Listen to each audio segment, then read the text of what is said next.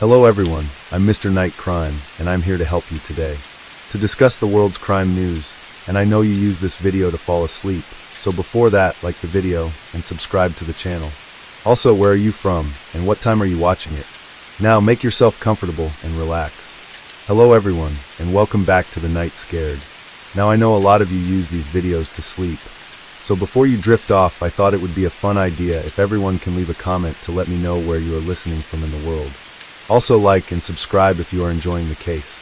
Right? Let's get comfy and relax, and let's begin. Story 1. On the afternoon of April 11, 2007 in Utah, USA, a 51-year-old father named Martin McNeil took his youngest daughter, Ada McNeil, home and then went to the kitchen to prepare lunch. Meanwhile, Ada searched the house for her mother. Her mother, Michelle McNeil, had promised to pick her up from school, but her father came instead. The little girl wanted to ask her mother why she didn't come. Soon after, Ada discovered her mother in the bathroom. She was lying half in the bathtub, with her head submerged. The water had a strange reddish-brown color, her black hair floating on the surface with the ends gathered around the drain.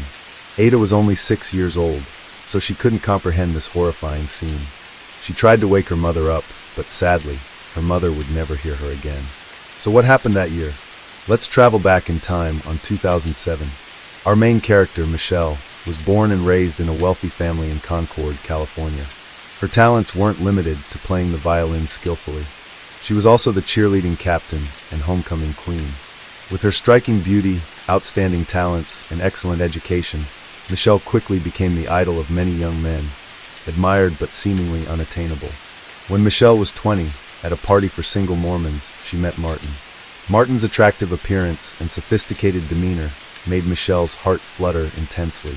Like a young girl in love, she was ready to risk everything for her love. Just a few months later, despite strong opposition from her family, Michelle daringly eloped with Martin. Their whirlwind romance quickly ended in marriage, when they had known each other for less than a year. After marriage, within 5 years, Michelle gave birth to 4 children for Martin, including 1 son and 3 daughters. But it seemed that Martin still felt 4 children weren't enough, so they adopted 4 more daughters from Ukraine. The burden of a family of 10 didn't seem to be an issue for them, as Michelle was truly wealthy.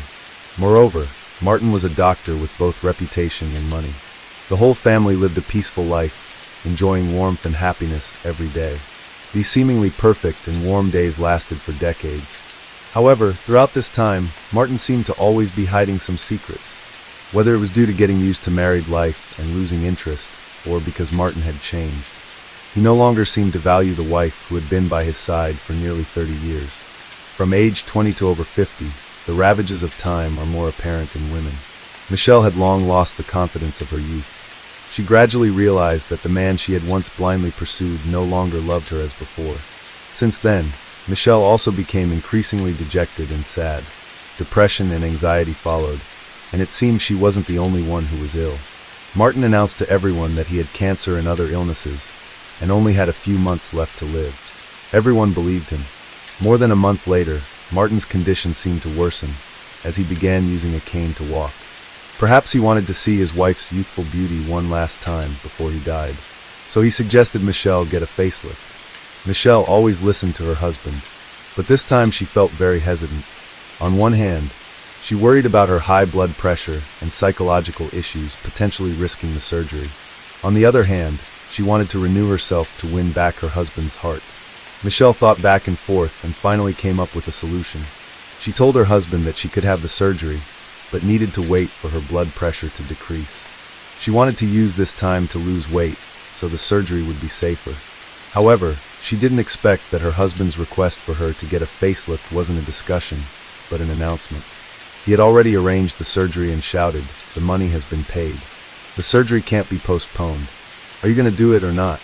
Michelle had to obediently comply. On April 1st, this was the final consultation before surgery with the plastic surgeon. Noticing Michelle was still hesitant, but seemingly afraid of something, she couldn't postpone the surgery. After this consultation, Martin requested quite a few prescriptions from the doctor.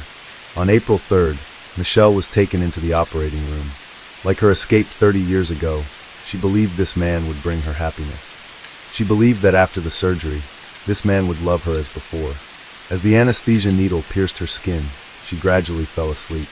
This surgery lasted from 8 a.m. until 3 p.m. Everything went smoothly, and the surgery was very successful. However, the prolonged anesthesia still put quite a strain on her body. Therefore, the doctor suggested keeping the patient in the hospital for overnight observation. However, Martin strongly objected. He wanted to take his wife home. A tense argument ensued, and finally, after considering many aspects, he had to let Michelle stay in the hospital for overnight observation. For Martin, that night must have been very uncomfortable. As soon as he woke up the next morning, he rushed to pick up Michelle and take her home. Michelle's face was heavily bandaged, covering even her eyes. For a long time after surgery, what she needed most was rest and recovery. That day their daughter Alexis, who was studying medicine, took time off school to come home and care for her mother. She stayed by her mother's side attentively all day until late at night. As night fell, fatigue began to overtake Alexis, causing her to start dozing off. Just then, Martin appeared with a fake concerned look, saying gently, "Go rest, let me take care of Mom." Without suspicion, Alexis accepted her father's seemingly loving offer and went to her room to rest. Alexis woke up and hurriedly returned to her mother's room to relieve her father so he could rest. But the scene before her eyes left her stunned and panicked. Her mother, who had been alert and stable just the night before, now lay motionless on the bed, her face pale, her breathing weak. Michelle looked like she was on the brink of death. With her medical knowledge, Alexis couldn't explain this sudden change.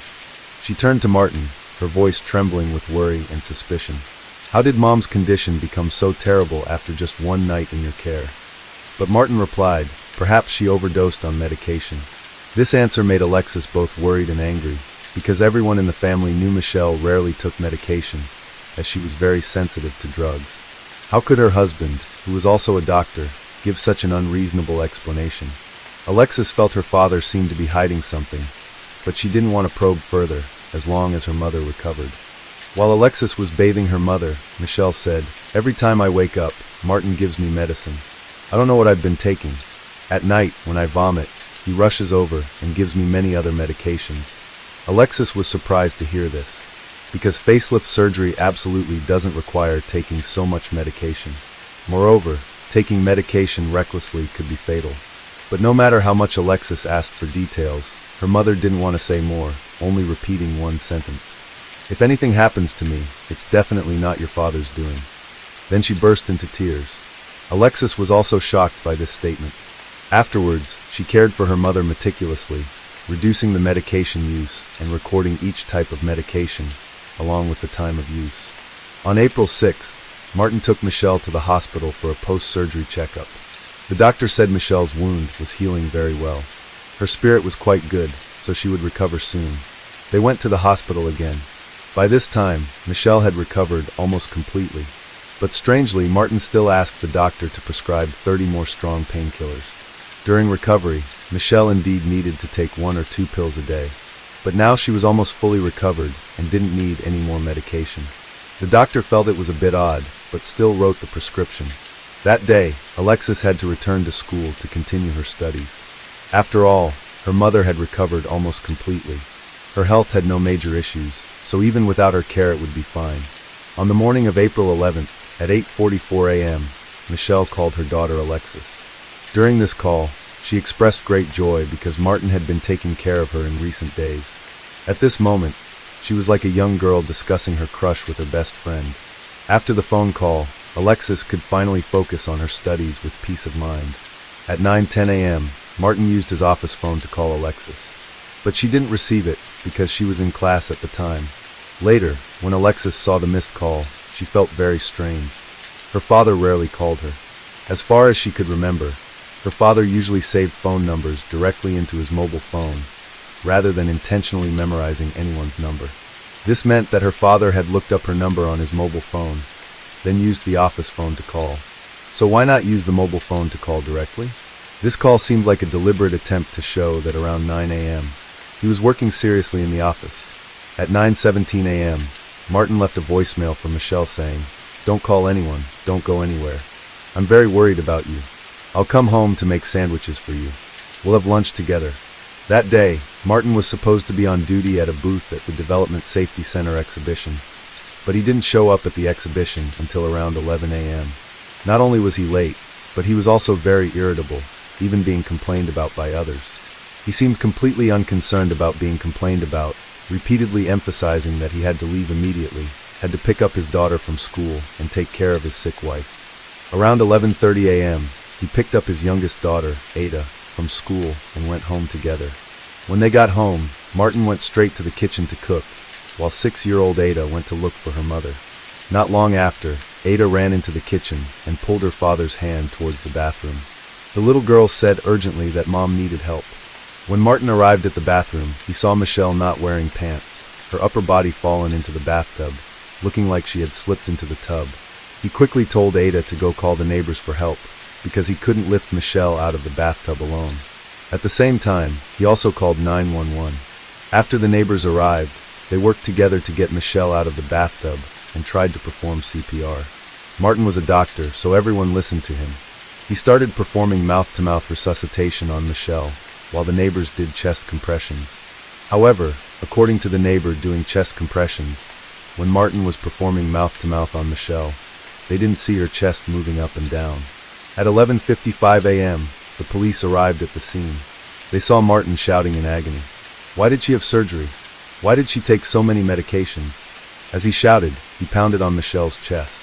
Clearly, he had given up hope. When the police continued CPR, a large amount of water flowed out of Michelle's mouth. Both were performing CPR, but Martin's actions seemed not as effective. At this point, the police asked what had happened, and Martin said, "This is my beloved wife. She just had a facelift surgery. She's been taking a lot of medication recently. It must be due to the effects of the medication that she fell into the bathtub." The police saw Martin wearing a white coat, so they believed what he said. At 12:19 p.m., the ambulance arrived and took Michelle away. The emergency doctor received a pale and cold Michelle. Her heart had completely stopped beating. The doctor was very confused. Usually, CPR could make the patient's skin color somewhat rosy again. But the woman before him didn't look like she had been rescued in time. However, the doctors still wanted to try one more time to see if they could save her. Unfortunately, they ultimately failed. At 2 p.m. that day, Martin returned home from the hospital. After hearing the news, the children also rushed back one by one. Martin asked his daughter Erin to clean up her mother's medications, saying he didn't want to see objects that reminded him of his wife. Erin complied without thinking, but after cleaning up, she suddenly realized that these things could be evidence. She asked Martin why he told her to do this, but he refused to answer. Also discovered something was amiss. Not only did the medications mysteriously disappear, but even her meticulous records of her mother's medication use vanished. Even her mother's personal belongings had been cleaned out, as if someone was trying to erase all traces. Martin seemed to realize that his actions were being suspected. To prove his innocence, he told his daughter, "We must complete the autopsy. That way, people won't blame me for your mother's death." The autopsy results were as he expected.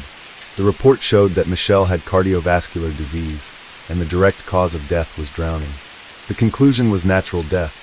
However, Alexis didn't believe these results. She still believed that her mother's death was not natural, and it must have been caused by her father. She even changed her last name and vowed never to use her father's surname again. She began collecting evidence and rallying her siblings to her side, determined to seek justice for her mother. When they started investigating Martin, they discovered that this happy family had been a lie all along. The father they respected and admired turned out to be a highly intelligent criminal. He was violent, cold, deceitful, untrustworthy. His entire life full of falsehoods. Martin McNeil was born on February 1st, 1956, in Kenton, New Jersey. Unlike Michelle, he grew up in a poor family with 5 siblings. Not only were circumstances difficult, but his parents also argued constantly.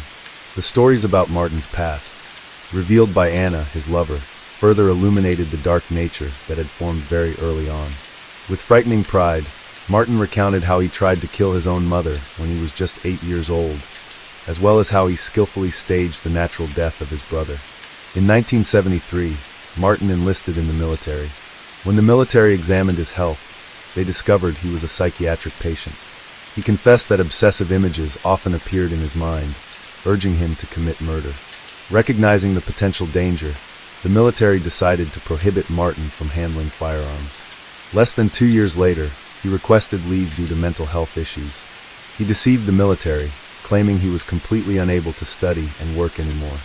For over 30 years after that, he received nearly $100,000 in benefits from the Department of Veterans Affairs. Later, even his transcript for medical school admission was forged. On February 21, 1978, married Michelle. 4 months after the wedding, Martin was sentenced to 6 months in prison for forgery, theft, and fraud. However, Michelle didn't leave him because of this. Afterwards, they had 4 children. In 1994, Martin was accused of having an affair with a patient. Michelle was heartbroken and wanted a divorce. But Martin threatened that he would do something reckless. In August 2000 and 2005, Michelle caught Martin watching pornography twice. She expressed her desire for divorce, but Martin continued to threaten her. Some might say, just for watching pornography she wanted a divorce. Isn't that excessive? Actually, watching pornography is a major taboo in the Mormon faith. Therefore, a devout believer like Michelle couldn't accept her husband, also a believer, watching such films. In March 2005, Martin began an extramarital affair with his lover, Anna. During one intimate encounter, Anna was nearly choked to death by Martin. Not only was he physically rough, but he also said threatening words. He asked Anna if she wanted to die in his hands, and he knew how to use various drugs to make it look like a natural death. In November of the same year, Anna cut off contact with Martin. However, soon after, Martin met another lover online named Gypsy Willis, who said, "We met a few times each month. It was very casual. As long as we had time, we could arrange to meet. About half the time we met, we were intimate." 2007 was Martin and Michelle's wedding anniversary. Daughter Alexis discovered a suitcase full of women's clothes in her father's car. She told her mother about this discovery. On March 16th, when Michelle and her daughter secretly checked Martin's call history, there was a number that appeared frequently. Therefore, Michelle had a big argument with Martin about this. Also around that time, Martin announced to everyone that he had cancer and was about to die. In fact, he didn't know that Michelle and the daughters had secretly seen his examination report. He wasn't sick at all. It was because Michelle already knew her husband wasn't ill that she agreed to get the facelift surgery. In her eyes, perhaps becoming more beautiful could make her husband return to her and stay away from his mistress. Afterwards, under Martin's strong insistence, Michelle had the facelift surgery and then passed away. Although there was no direct evidence, all the suspicious points pointed towards Martin. He disregarded Michelle's high blood pressure and psychological issues, insisting on the surgery, and even asked the doctor to prescribe 5 different medications. On the night of April 4th, Martin began implementing his plan. He continuously gave Michelle medication, making her take pills every time she woke up, forcing her if she didn't want to. When Michelle vomited many pills in the middle of the night, he rushed over and continued giving her more medication. Alexis discovered her mother's condition was very poor, so she began caring for her mother herself. By April 10th, her mother had recovered almost completely. But Alexis couldn't have imagined that just one day after she left, her mother would die in the bathtub. Not only her daughter, but even the doctor who examined Michelle found it hard to believe. Although Michelle had high blood pressure and psychological issues, her body was very healthy and couldn't suddenly pass away. She had almost stopped taking medication. There was no reason to suddenly take many medications on April 11th, unless someone forced her to. The most suspicious point was Martin's statement. He said Michelle wasn't wearing pants, looked like she was about to take a bath, but then fainted and fell into the bathtub, then drowned. However, Ada, the young daughter who first discovered Michelle, said her mother was wearing dark workout clothes lying in the bathtub. It looked like she had fainted and then been put into the bathtub by someone, because no one would lie in a bathtub fully clothed. Ada was only 6 years old. Could she be lying? There was also a coroner who examined Michelle who wrote in his report, Michelle's legs, back, and buttocks had bruises. This suggested she died lying on her back, not slumped over the bathtub as Martin said. Many signs indicated Martin was lying. In the 911 call, he said he was performing CPR, but in reality, he wasn't doing anything. Later, when the neighbors arrived, he perhaps only pretended to do it for show. He even wiped away some suspicious blood stains in front of the neighbors. However, suspicious points ultimately remained just suspicious points. Without evidence, no one could be arrested. But this was enough to get the police's attention. Therefore, an investigation into him was being conducted quietly. Afterwards, Martin organized a funeral for Michelle. However, he only allowed a few people from Michelle's family to attend. At the funeral, Martin hardly said anything about Michelle, but only introduced himself. He talked about how miserable his life had been, speaking sincerely and emotionally. It seemed like the person in the coffin wasn't his wife, but himself. He was lamenting for himself. At the dinner table, Martin started saying, "I'll have to get used to the life of a single man, can only play with friends and golf." Then he laughed to himself. It's unclear if it was a bitter laugh or if he was genuinely happy, even disgusting. At this funeral, Martin even invited his mistress, Willis. In fact, their relationship had never been interrupted, even during the days right after Michelle's death, and even during the funeral ceremony. After the funeral, Martin's attitude towards the children got increasingly worse. He kicked Alexis, who always suspected him, out of the house. He found a nanny for the children, but this person didn't do anything. Didn't pick up the children, didn't do laundry, didn't cook. And this nanny was actually Martin's mistress, Willis. On May 23rd, Martin had inappropriate intimate actions with Alexis, even caressing her. He kissed her hand and said, "Sorry, I miss your mother so much. I thought you were her." By July, Martin had arranged for his adopted daughter, Giselle McNeil, to return to Ukraine. It should have only taken 2 months for her to come back. But in reality, Giselle stayed in Ukraine for nearly a year. This was because Martin had lent Giselle's identity to his mistress, Willis. Willis owed tens of thousands of dollars in taxes. Doing this, they not only didn't have to pay the money anymore, but also got rid of a burden. In June 2008, Martin called his daughter, Vanessa, over. Vanessa had been using illegal substances for a long time, so this time she thought her father wanted her to go to rehab.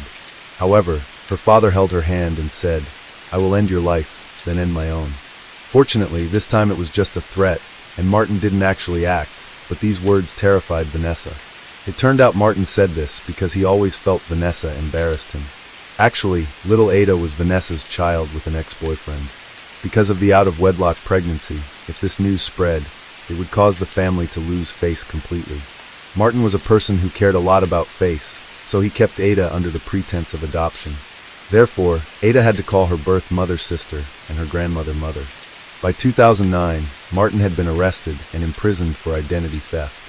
During his time in prison, the police investigation and his daughter's investigation into him had also come to an end. Could justice prevail in a case with almost no evidence? On January 16, 2010, Damien, the only son in the family, ended his life by overdosing on prescription drugs. Before his death, he suddenly became quite aggressive. Over the years, he had endured the pain of losing his mother. In fact, in his heart, he knew clearly that the killer was very likely his own father. He really couldn't live with the person who had killed his mother. Or perhaps because he studied law, he felt the hope of convicting his father was too slim. In October of that year, the natural death conclusion in the autopsy report was changed to undetermined. The doctor pointed out that the combination of several different drugs, such as Valium, Lortab, Percocet, Ambien, and Phenergan, could very likely cause difficulty breathing, loss of consciousness, respiratory depression, and coma. This meant that on the morning of April 11th, in 1 or 2 hours before 11 a.m., Martin had returned home, forced Michelle to take multiple medications, causing her to lose consciousness, then carried her into the bathtub and ran the water to drown her. In 2011, Willis was also sentenced to 3 years in prison for participating in the identity theft scheme. In July 2012, Martin was released from prison. Subsequently, the Utah Attorney General's office charged him with killing Michelle. On October 17, 2013, Martin's trial began. The prosecution turned Martin's life inside out. It was only then that people truly learned about Martin's real character. His 2 lovers, some of his daughters, the girlfriend of his only son Damien, Michelle's plastic surgeon, and even inmates who had been in prison with Martin, all testified in court. At this point, Martin had become the center of attention. Everyone wanted to put him in prison. The lead prosecutor said, "This was an almost perfect murder. Martin gave her a lot of medication. He knew that once she died, it would be very difficult to detect." However, the defense declared that Martin's past misdeeds couldn't lead to the conclusion that Michelle's death was related to him. They even told a parable in court. The defense wanted to tell the jury not to jump to conclusions and not to let emotions sway them. But no matter how well the defense spoke, Martin still couldn't explain what he had done during that time on the morning Michelle died. Moreover, his other behaviors were also very unusual. Lying about having cancer, pretending to use a cane to make people believe he couldn't move Michelle alone, lying to 911 causing delays in rescue efforts, lying to investigators leading to the cause of death being determined as natural. There were too many suspicious points that he himself couldn't explain. Therefore, everyone believed that Martin had the motive, the time, and the ability to kill his wife Michelle. On November 9, 2013, in a situation without direct evidence, the court relied on testimonies from many people, Martin's past, and many suspicious points about him to convict Martin of first-degree murder, obstruction of justice, and sexual abuse, with a sentence of 17 years without parole. When hearing the verdict, some of the daughters couldn't hold back their tears. People had gotten the truth, but the price paid was too high. Looking back at this case, Martin was the source of chaos. Neither his beautiful wife nor his lovely children could change his nature. It seemed that killing in his mind wasn't a terrible crime. His behavior had many similarities with cold psychopaths. Lack of empathy, no sense of guilt, no fear, but extremely selfish, arrogant, and prone to lying. Martin was truly a cruel person, treating murder as casually as cutting grass, seeing nothing significant about it. Moreover, he didn't realize it was wrong. So when he wanted to live with his mistress, he used a combination of drugs to make Michelle die naturally, instead of thinking like a normal person about divorce or maintaining an extramarital relationship. He felt that was too troublesome. Killing Michelle would be more convenient and quicker. Story 2. A woman's mummified body was found preserved in a sewer pipe for 3 years. The only intact part of her body was her left finger, still pointing into the dark depths of the tunnel. So what really happened in this dark and cramped pipe? This case has been dubbed the secret of the marriage hidden in the tunnel. In Liaoyuan City, Jilin Province, China, on December 10, 2012, the northeastern region of China was experiencing its coldest season of the year, with temperatures dropping to minus 22 degrees Fahrenheit, causing many locals to stay indoors. However, as a worker tasked with repairing underground heating pipes, Zhao Liguang had to go to work as usual. He crawled into the tunnel to inspect and repair it, ensuring a normal heat supply for local residents. But just 3 minutes into the pipe, a foul odor wafted towards him from ahead. Based on his experience, Zhao suspected it was likely the corpse of a small animal, such as a dead rat, in the pipe. He turned on his flashlight and continued forward to investigate. In the dark, long pipe, Zhao's vision was somewhat obscured, but he noticed something resembling a withered tree trunk blocking the narrow passage. As the stench intensified, he bravely approached to take a closer look. The horrifying sight he encountered made him feel immediately uneasy. About 15 minutes later, police from the Criminal Investigation Unit of Liaoyuan City arrived at the scene.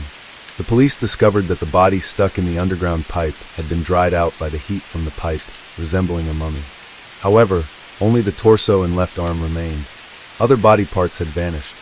The chest and abdomen had also severely decomposed. The overall condition was nothing short of horrifying and macabre. Based on this examination, the police made 4 assessments. First, although the victim's identity had not yet been established, the sewer pipe where the body was found was likely not the original crime scene. After committing the crime, the perpetrator had dismembered the victim before disposing of the body in the pipe. Second, due to the cramped space inside the pipe, which was only about 3 to 4 feet wide and high, and the complex environment with many heating conduits, the police believed that the person who disposed of the body was likely a physically fit adult male who carried out the entire process alone. Third, when discovered by maintenance workers, the body was stuck between the pipe and the wall. Curiously, the only remaining arm pointed towards the darker end of the tunnel. In such a confined space, why did the body assume such a strange position? The Liaoyuan police speculate that when disposing of the body, the perpetrator likely did not simply throw the corpse into the pipe, but instead pulled the left arm of the body and dragged it to the relatively concealed section of the tunnel. The ability to commit such a brutal act in a complex, dark environment suggests that the perpetrator either has a perverse mindset or is very psychologically stable. Along with the analysis of this particular dumping site, the police made a 4th assessment. They believed the perpetrator was likely quite familiar with the area where the body was disposed of, and that the distance traveled with the body was not too far. Therefore, the initial crime scene might be near the sewer pipe. However, since many body parts are still missing, identifying the true identity of the victim became a top priority for the police in solving the case. After careful consideration, the police decided to excavate the entire section of the sewer pipe, bringing all the body parts to the surface for a more detailed examination of the crime scene. After about 5 hours of strenuous digging, the mummified body stored in the sewer pipe was finally completely removed and immediately transported to the police department for an autopsy. During the excavation, forensic technicians also found a red bra and a pendant near the body in the soil. However, with only these items, the police were still unable to determine the identity of the victim. So, where were the remaining body parts hidden? Investigators awaited the results of the autopsy, while continuing to search for useful clues in the underground tunnel. It was noted that the sewer pipe was located in a busy area near several local factories, where workers frequently passed through this narrow path. Residents living nearby often use this shortcut when entering or leaving their neighborhood. Typically, choosing such a crowded place to dispose of a body would not be an ideal option unless the perpetrator had specific considerations. To find the remaining body parts, several investigators took turns crawling into the dark sewer to conduct a difficult search. About 2 days later, they finally made a new discovery. In a corner not far from where the mummified body was found, investigators discovered a suspicious fabric bag. Due to the passage of time, the surface of the bag showed signs of decay. Upon opening the bag, they first found a jacket and a carving knife. There were also some other items, but the investigators on the scene did not dare to touch them carelessly. They immediately brought the bag to the forensic examination room. After thorough inspection, the forensic team discovered that the bag contained a human head and 3 body parts. Subsequent tests confirmed that all these body parts belonged to the previously discovered victim. Based on the increasingly complete body parts, the forensic team quickly prepared a report on the autopsy. The victim was a woman, approximately 30 years old, standing about 5 feet 4 inches tall, with the time of death at least 3 years prior. Regarding the cause of death, the forensic team also provided a preliminary conclusion. They believed the victim had been violently attacked by an unidentified object while still alive, ultimately leading to death by asphyxiation. This was supported by the discovery of a broken rib in the victim's body, which is a common indicator of death by mechanical asphyxiation following an attack. As for the carving knife that had rusted due to oxidation, the forensic team speculated that it was likely the tool used by the perpetrator to dismember the victim. Any traces of the perpetrator left on the victim's body had likely been severely degraded. This undoubtedly posed a significant challenge for the police investigation. To quickly identify the true identity of the victim, the police began reviewing local missing persons cases, focusing on women who had gone missing between 3 to 5 years prior to the discovery of the body. Through these 2 filtering criteria, they quickly narrowed it down to one missing woman. This woman, named Zhang Xiaoqiu, was found dead in the house, was a local resident of Liaoyuan, and her age and height matched those of the female corpse found in the sewer pipe. The police then reached out to Xiaoqiu's husband and parents. During the identification of the body, Xiaoqiu's husband, Sun Xianghui, was the first to recognize the pendant and the long-sleeved black jacket. Xiaoqiu's parents also provided blood samples for DNA analysis. The final results confirmed that the nameless body found in the sewer pipe was indeed Xiaoqiu, had been missing for over 3 years. At this point, the police were surprised at how smoothly the identification process had gone. However, the subsequent investigation proved to be far more complex than the detectives had imagined. By checking related records, the police discovered that Zhang Xiaoxiao went missing on the evening of September 9, 2009, exactly 3 years prior. According to statements from Xiaoxiao's family, around 6:30 p.m. on the day she went missing, Xiaoxiao, who lived near Dongshan Street No. 4, had dinner at her father Zhang Juanqing's house and returned home around 7 p.m. At that time, Xiaoqiu even called her father to assure him she was safe. By around midnight that evening, her husband returned home from work to find that his wife was missing. He also discovered that a large suitcase that had been in the house was gone. Some cosmetics and clothes in his wife's bedroom were also missing. At that moment, Sun thought his wife might have gone on a business trip, as just 2 days prior, on September 7th, Xiaoqiu had told Sun that she would be going to Beijing for work with the owner of a curtain store in the coming days. However, on the morning of September 10th, the owner of the curtain store, Wu Chunhua, suddenly came to Xiaoqiu's house and angrily asked Sun, "Where is Xiaoqiu? Why didn't she arrive at the train station on time? I have the train tickets, and she isn't answering my calls."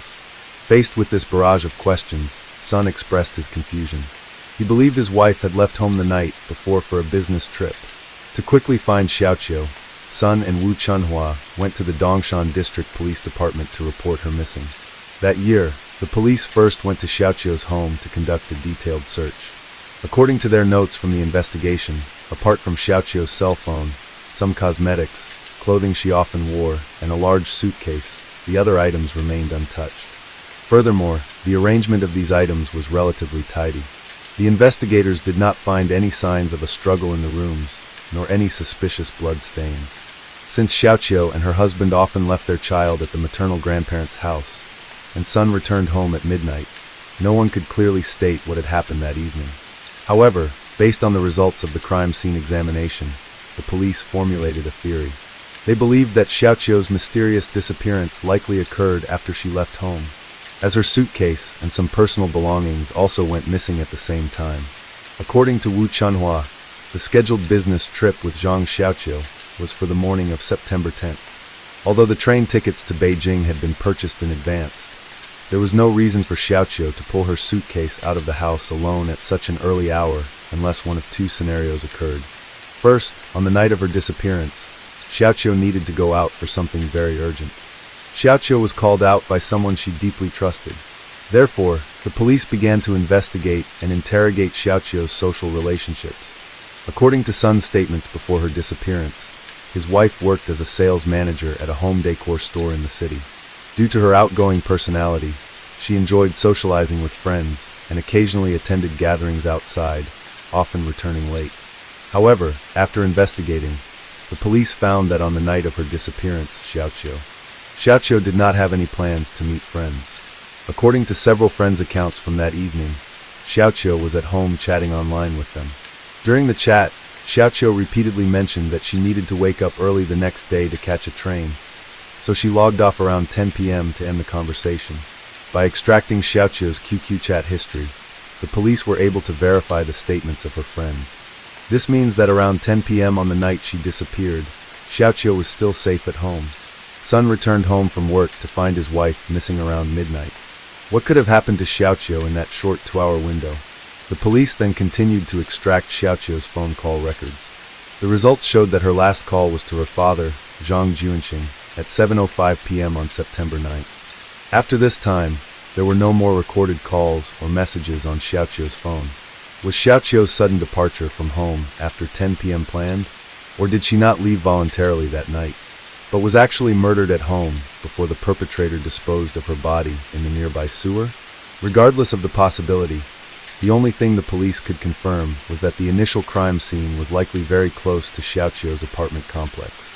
The sewer where the perpetrator disposed of the body was only about 1,000 feet away from Xiaoqiu's residence. This also meant that the murderer must have been quite familiar with both the apartment complex and the sewer where the body was discarded. According to the records, after Xiaoqiu went missing, her husband showed significant grief, crying profusely when reporting the case to the police. However, given the specific time of Xiaoqiu's disappearance and the level of familiarity the perpetrator had with the crime scene, the police still considered Sun a primary suspect. Through their investigation, the police quickly learned that Sun Xianghui had voluntarily enlisted in the military when he was younger and served in Harbin, Heilongjiang province. He returned to his hometown of Liaoyuan and became a coal miner. Specifically, he worked as an underground laborer in the coal mine, meaning he was very familiar with underground environments. This alone was enough to make Sun the biggest suspect in the eyes of the police. However, the subsequent investigation results were completely unexpected for the detectives.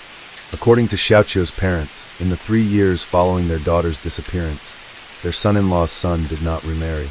He continued to leave their child at the maternal grandparents' house for care and entrusted his paycheck to them for management and use.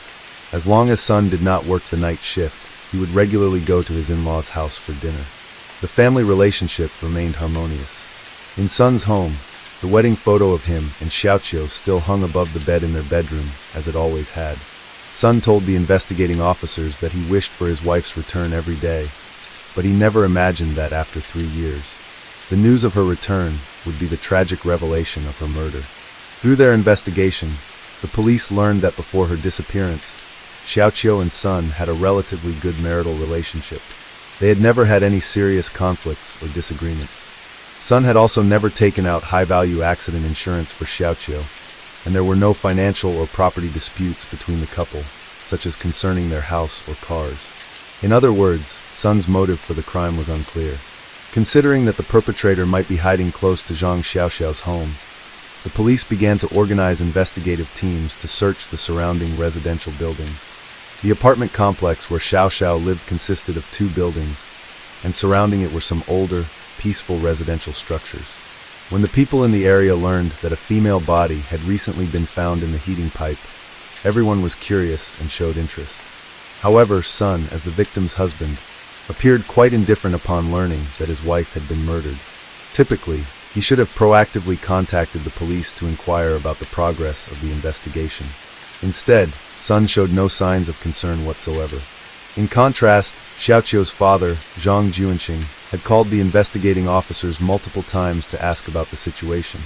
According to Zhang Juanqing, after his daughter Xiaoqiu went missing, his wife developed a serious heart condition. As a result, he had to spend most of his time at home taking care of his wife and granddaughter.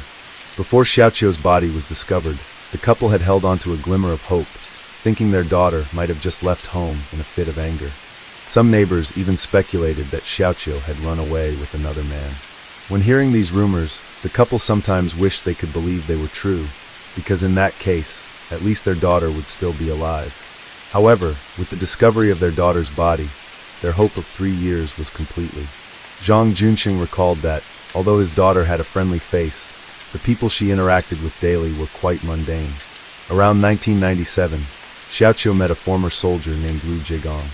At that time, Xiaoqiu often brought her boyfriend Lu Jigong home for meals, so Zhang Junqing remembered him quite well.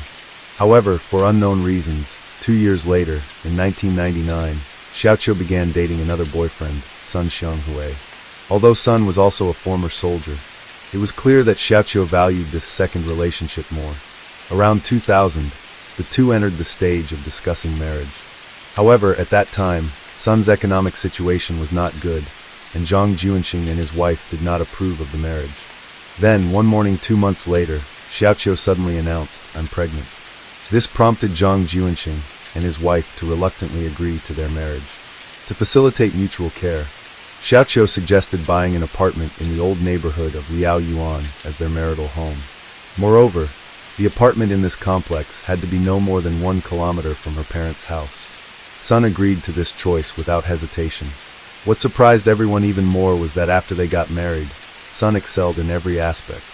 In addition to working hard and taking care of his wife and children, he also showed great respect for his in-laws. In daily life, Sun treated Zhang Juanqing and his wife almost like his own parents. Even in the 3 years following Xiaoqiu's disappearance, this behavior did not change. However, after Xiaoqiu's body was discovered, Zhang Juanqing noticed that some of Sun Xianghui's daily behaviors began to seem odd. For example, he would forget to pick up their child from school, and a smoking habit he had given up for over 3 years suddenly returned. Seeing these unusual behaviors, Zhang Juanqing felt a deep internal conflict. On one hand, he hoped the police could quickly solve the case and bring his daughter's murderer to justice. On the other hand, he wished his son-in-law was not involved in this incident. Due to this psychological struggle, Zhang Juanqing cautiously asked Sun, "Do you know anything about Xiaoqiu's death?" In response, Sun, who had always been calm, suddenly appeared quite agitated. He raised his voice with Zhang Juanqing saying, "How could I do something so terrible? I can't even carry Xiaoqiu." Upon hearing Zhang Juanqing recount this statement, Chief Wu Chunhua and her team immediately recognized the suspicious nature of it. According to normal psychological logic, if Sun was not involved in the case, he should have provided simple and vague justifications when faced with his father-in-law's suspicion. For instance, he could have emphasized the deep feelings between him and Xiaoqiu, stating that he would never harm her, or offered some other reasons to prove his innocence. However, Sun's comment, "I can't even carry Zhang's Xiaoqiu," clearly contained details that suggested knowledge about the disposal of the body. If he had not experienced it personally, he would not have been able to articulate such a specific description of the act. On December 25, 2012, the police approached Sun and brought him to the station for questioning. Surprisingly, in the interrogation room, Sun showed no signs of resistance. He quickly admitted to the crime of murdering his wife, Xiaoqiu. Sun told the investigating officers, "I killed my wife. This is different from what I said before. At this point, I no longer need to hide anything." So what was Sun's motive? What truly happened on that fateful night 3 years ago? Let's go back 13 years, to the year 2000. After marrying due to an unexpected pregnancy, the lives of Sun and Xiaoqiu appeared to be peaceful on the surface, but in reality, an undercurrent of turmoil was silently building. In Sun's eyes, his wife, Xiaoqiu, was always a woman who attracted a lot of attention. Not only was she beautiful, but she also enjoyed enhancing her appearance. While friends around Sun envied him for marrying such a lovely wife, Sun always believed that this was a double-edged sword that was difficult to control. On one hand, he felt proud to have a beautiful wife. On the other hand, he suspected that Xiaoqiu might be unfaithful to him. After their child was born and Xiaoqiu returned to work, he was able to get a job. The unease that simmered in Sun's heart gradually morphed into an invisible pressure. Sun recounted to the investigating officers that one time when Xiaoqiu came home from work, she mentioned something that quickly planted the seeds of doubt in his mind. Xiaoqiu casually told Sun Xianghui, "Today, a male client came to the company and actively suggested he wanted to be friends with me. So your wife is still quite attractive." This was meant to be a light-hearted comment between husband and wife, but Sun took it to heart. He said that each time Xiaoqiu went out to socialize with friends, he couldn't help but imagine all sorts of scenarios. He also discovered that Xiaoqiu had previously had a romantic relationship with Lu Jigong, a fellow soldier from his time in the military. This revelation only added to Sun's psychological burden. As a result, he began searching for a way to escape. Gradually, Sun fell into gambling. Initially, he just tried to win a little money to fill the void he felt inside. However, over time, gambling became the only way for him to avoid facing reality. Meanwhile, Xiaoqiu was unaware of these changes in her husband. It wasn't until one day when creditors from the casino came to their home demanding payment that Sun's secret was exposed. After intense questioning, Xiaoqiu was shocked to discover that Sun had even secretly taken money from her father Zhang Juanxing's savings account to gamble. This revelation left Xiaoqiu feeling deeply disappointed and angry. To prevent Sun from continuing to spiral into gambling, she decided to implement stricter financial controls. First, Sun's paycheck was given to her father, Zhang Juanxing, to manage directly. Then, Sun's daily expenses were cut down to the bare minimum. Sun stated that every day when he left the house, he was only allowed to take 10 to 20 yuan, about $1.50 to $3. This amount was barely enough for him to buy a pack of cheap cigarettes. Living under such financial control was hard for outsiders to believe, but Sun claimed he had lived this way for 10 years. Although he often felt angry and humiliated, he chose not to rebel. Instead, he silently buried his resentment inside. Furthermore, Sun always harbored suspicion, believing that his beautiful wife might be betraying him. Especially the subsequent events heightened Sun's nerves. The first incident was when Xiaoqiu changed jobs and became a sales manager at a local, where the male store owner seemed quite close to her. The second incident was when Xiaoqiu's ex-boyfriend, Lu Jigong, suddenly reached out one day to say, "A few friends are planning a get-together." To outsiders, the couple still appeared to love each other as before, but only Sun knew that their marriage had long lost any respect and had become a life sentence he couldn't escape. She would be going on a business trip to Beijing with her boss, Wu Chunhua. What was intended as a routine exchange between husband and wife became an opportunity for Sun to act. To create the illusion that Xiaoqiu had disappeared during her business trip, Sun chose to take action the night before she was scheduled to leave. On the evening of September 9th, Sun left work early and returned home. He found Xiaoqiu lying silently in bed, sound asleep. Sun later told the investigating officers that he approached her slowly, then sat on her, tightening his hands around her neck. Although Xiaoqiu struggled fiercely, the pent-up resentment and suspicion within Sun surged forth like a flood. It exerted enough force on her to leave Xiaoqiu completely immobilized. After the act was done, Sun said he felt terrified. It wasn't until midnight that he thought about disposing of the body. His years of experience working underground told him that the sewer near their apartment complex was an ideal place to hide a corpse. Thus, he carried Xiaoqiu's body outside. However, he was unprepared for the weight of her body, which was over 110 pounds, almost causing him to suffocate. On the pitch-black path, Sun carefully opened a manhole cover and placed his wife's body headfirst into the sewer. He attempted to push the body further in, but found the space inside the pipe too cramped. Sun then sneaked back home to grab a carving knife and a burlap sack. After dismembering the body, he secretly disposed of the parts at various locations. It wasn't until around 4 a.m. the following morning that Sun crawled out of the sewer and returned home. To maintain the illusion that his wife had gone on a business trip, he packed some of Xiaoqiu's cosmetics, clothing, along with her cell phone and wallet into a large suitcase. He then hid this suitcase in the sewer as well. About a month later, believing that the police had stopped their investigation, Sun took the suitcase out in the middle of the night. He brought the suitcase to a small forest on the outskirts and burned it to destroy the evidence. To cover up his crime, Sun continued to leave their child with the maternal grandparents. Financially, he kept only a small portion for living expenses, while his paycheck remained under the management of his father-in-law, Zhang Jianqing. For more than 3 years, even though the body of Zhang Xiaoqiu had not been discovered, Sun told the investigating officers. Throughout the interrogation, Sun did not attempt to justify his actions. Instead, he sincerely confessed to the entire truth of his crime and expressed genuine remorse. This surprised the investigating officers. On December 6, 2013, the Liaoyuan Intermediate People's Court delivered a preliminary verdict. The defendant's son was convicted of murder and sentenced to death with a 2-year reprieve, along with a lifetime deprivation of political rights. After reviewing this tragic and bizarre family case, some expressed feelings of confusion. They found Sun's motive for the crime hard to believe. After 10 years of marriage, a couple should ideally leave behind warmth and sweetness. Yet, Sun Xianghui stubbornly chose to destroy that himself. Was this ultimately a distortion of humanity or a distortion of human nature? The next case takes place in Puyang Township, located in the center of Zhonghua County, Taiwan. This is a very peaceful and simple place. 70% of the population here makes a living from farming. So when a village chief spotted a strange object floating in the river, he never thought it would turn out to be a human body. The incident occurred on October 29, 2021.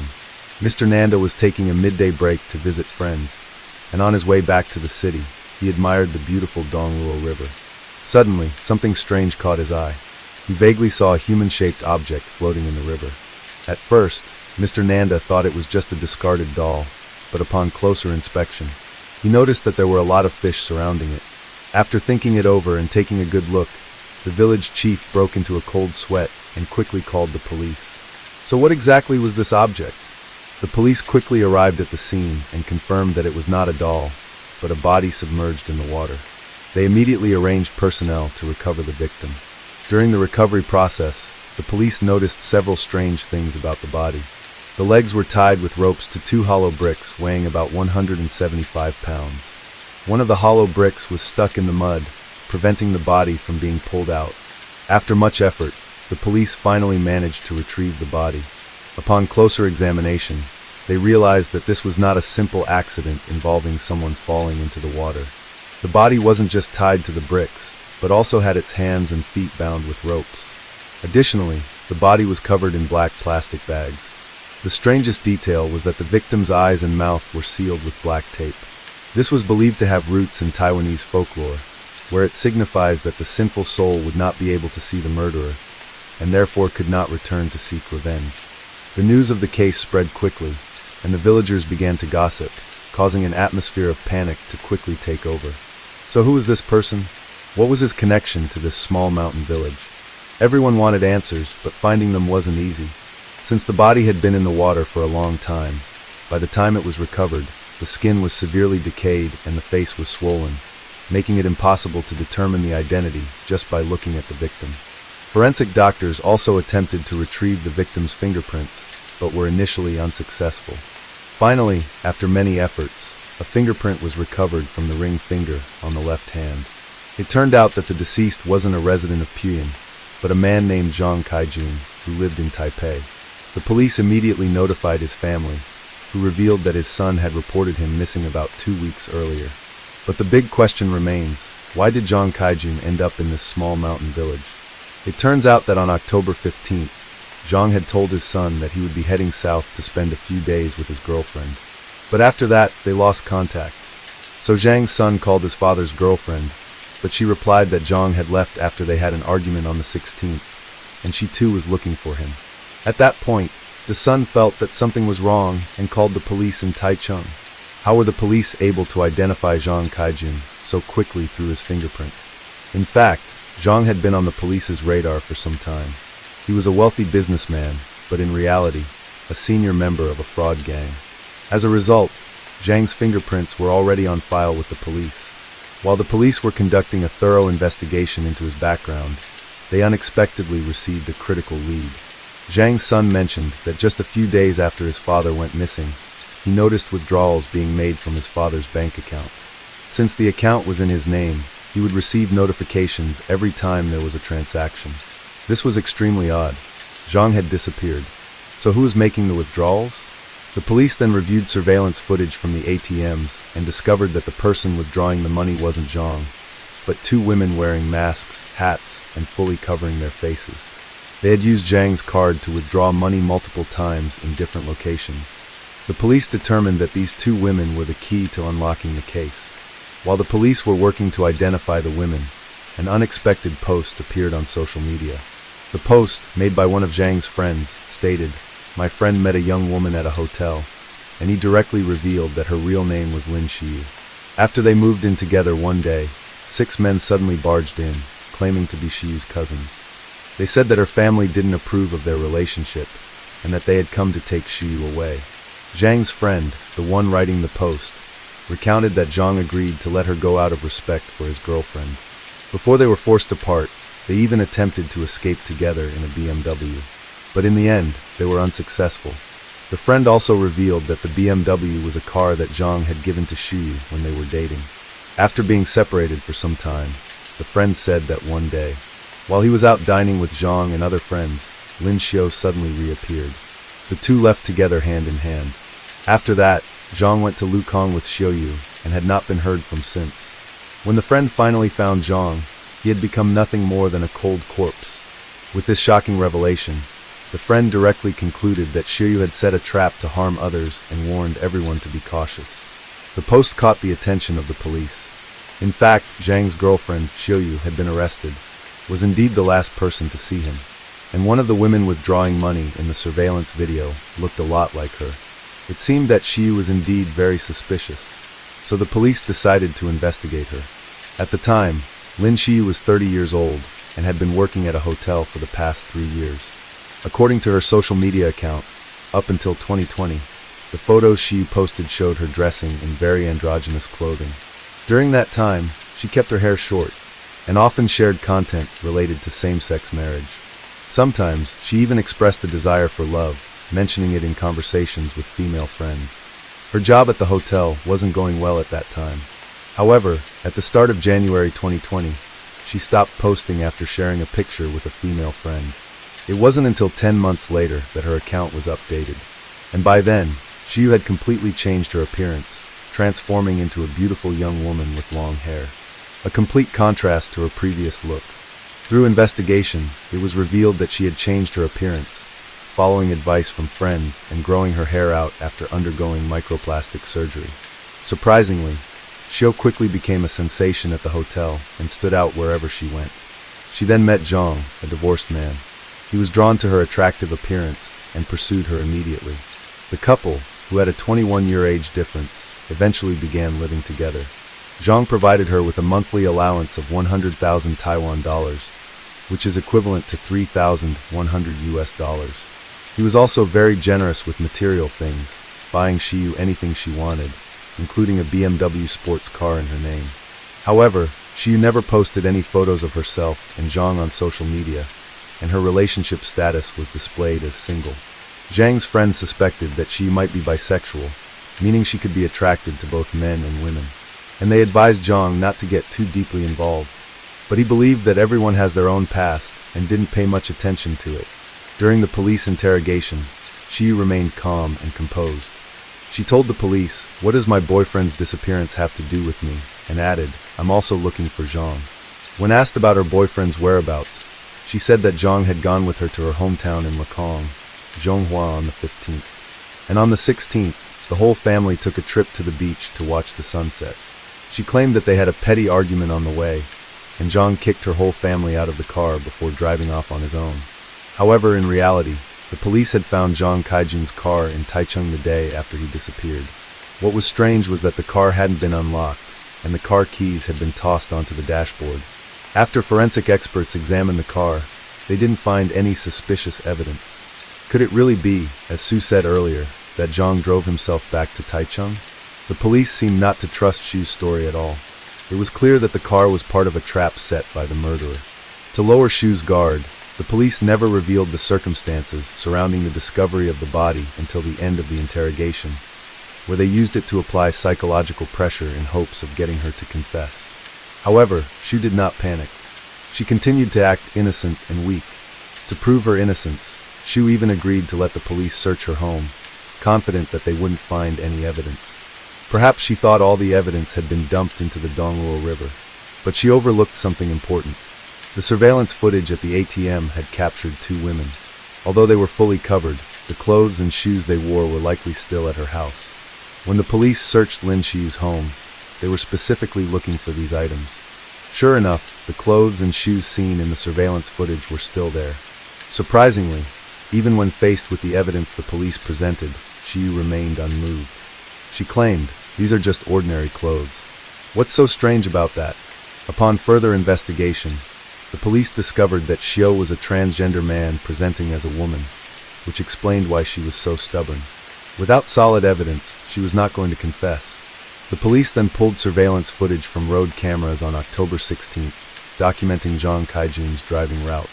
They discovered something suspicious. A stretch of the journey that should have taken just 5 minutes by car actually took an hour that day. This area was near the Dongluo River, where Zhang's body was found. Clearly, they had stopped during this brief trip. The police confronted Xiu with the question, what were they doing during that time? Xiu could not provide an answer, but she still refused to tell the truth. It wasn't until the police showed her photos of Zhang's corpse that her eyes began to dart around and she started to crumble. The police used psychological tactics to finally break her silence. Xiu confessed, "I killed him myself." However, Zhang, though 51 years old, was in excellent health, far too strong to be overpowered so easily by someone as slender as Xiu. The police suspected there were accomplices involved. As the investigation went deeper, the case became even more horrifying, and a shocking truth emerged. On the day Zhang disappeared, Xiu wasn't the only one with him. Her family members were there too. Do you remember the 2 women seen in the ATM surveillance footage? The other woman resembled Xiu's mother. The answer became clear immediately. The police then interrogated Xiu's parents. Her mother refused to cooperate, but her father quickly confessed to the crime. Lin Xiu's father revealed that ever since his daughter started dating Zhang Kaijun, every time she came home, she was covered in scars. Xiu used to be cheerful and outgoing, but after meeting Zhang, she became increasingly unstable. After asking her what was going on, he discovered that Zhang had been physically abusing her. Naturally, as a father, he wanted to seek justice for his daughter, so he decided to harm Zhang. He also claimed, "I did all of this by myself, and it has nothing to do with my family." Later, Xiu's mother confessed that she only learned the truth after her husband told her the entire story. However, her own words accidentally revealed her involvement. The police confronted her, saying, "Xiu has already admitted to being one of the 2 people who stole Zhang's money. The other person was you, wasn't it?" At that moment, she confidently responded his money was all ill-gotten gains. It was all meant for us to use. The woman's mentality truly shocked the police. Next, Xiu's brother also provided a statement. He said that Xiu had told the family that she wanted to escape from Zhang Kaijun, and their father immediately supported his daughter's decision, saying, "So, each family member had a different story. Who was telling the truth?" After gathering all the evidence and listening to every confession, the police gradually uncovered the truth and pieced together the timeline of this horrific crime. What made this case particularly unique was that the perpetrator was not just one person, it was the entire family. On October 12, 2021, Xiu once again called her father to complain after being abused by Zhang, demanded that his daughter find a way to invite Zhang to Zhanghua. At that time, the family was living in 2 different locations, so they held a video conference to divide responsibilities. The parents were tasked with purchasing supplies and finding a place to dispose of Zhang's body, while her brother was assigned to buy sleeping pills. On the 15th, Zhang Kaijun happily traveled south with his girlfriend to visit her hometown. That day, they visited Lekong Old Street and rented a hotel room for the night. Meanwhile, Shiyu's parents were scouting the Dongluo River area for the crime scene. Early the next morning, Lin Fu, Shiyu's father, along with his son, brought the prepared tools, including hemp rope, hollow bricks, plastic bags, and other items to the crime scene and hid them there. After 11 a.m., Shiyu's mother crushed the sleeping pills into powder and added it to Zhang's drink, which her daughter then served him. Zhang had no idea that his girlfriend's entire family was waiting for the drug to take effect, so they could execute their plan to eliminate him.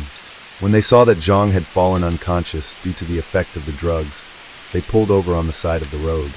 Su got out of the car to check if he was fully under the influence, and Lin Fu, her father, took responsibility for strangling Zhang with a rope they had prepared.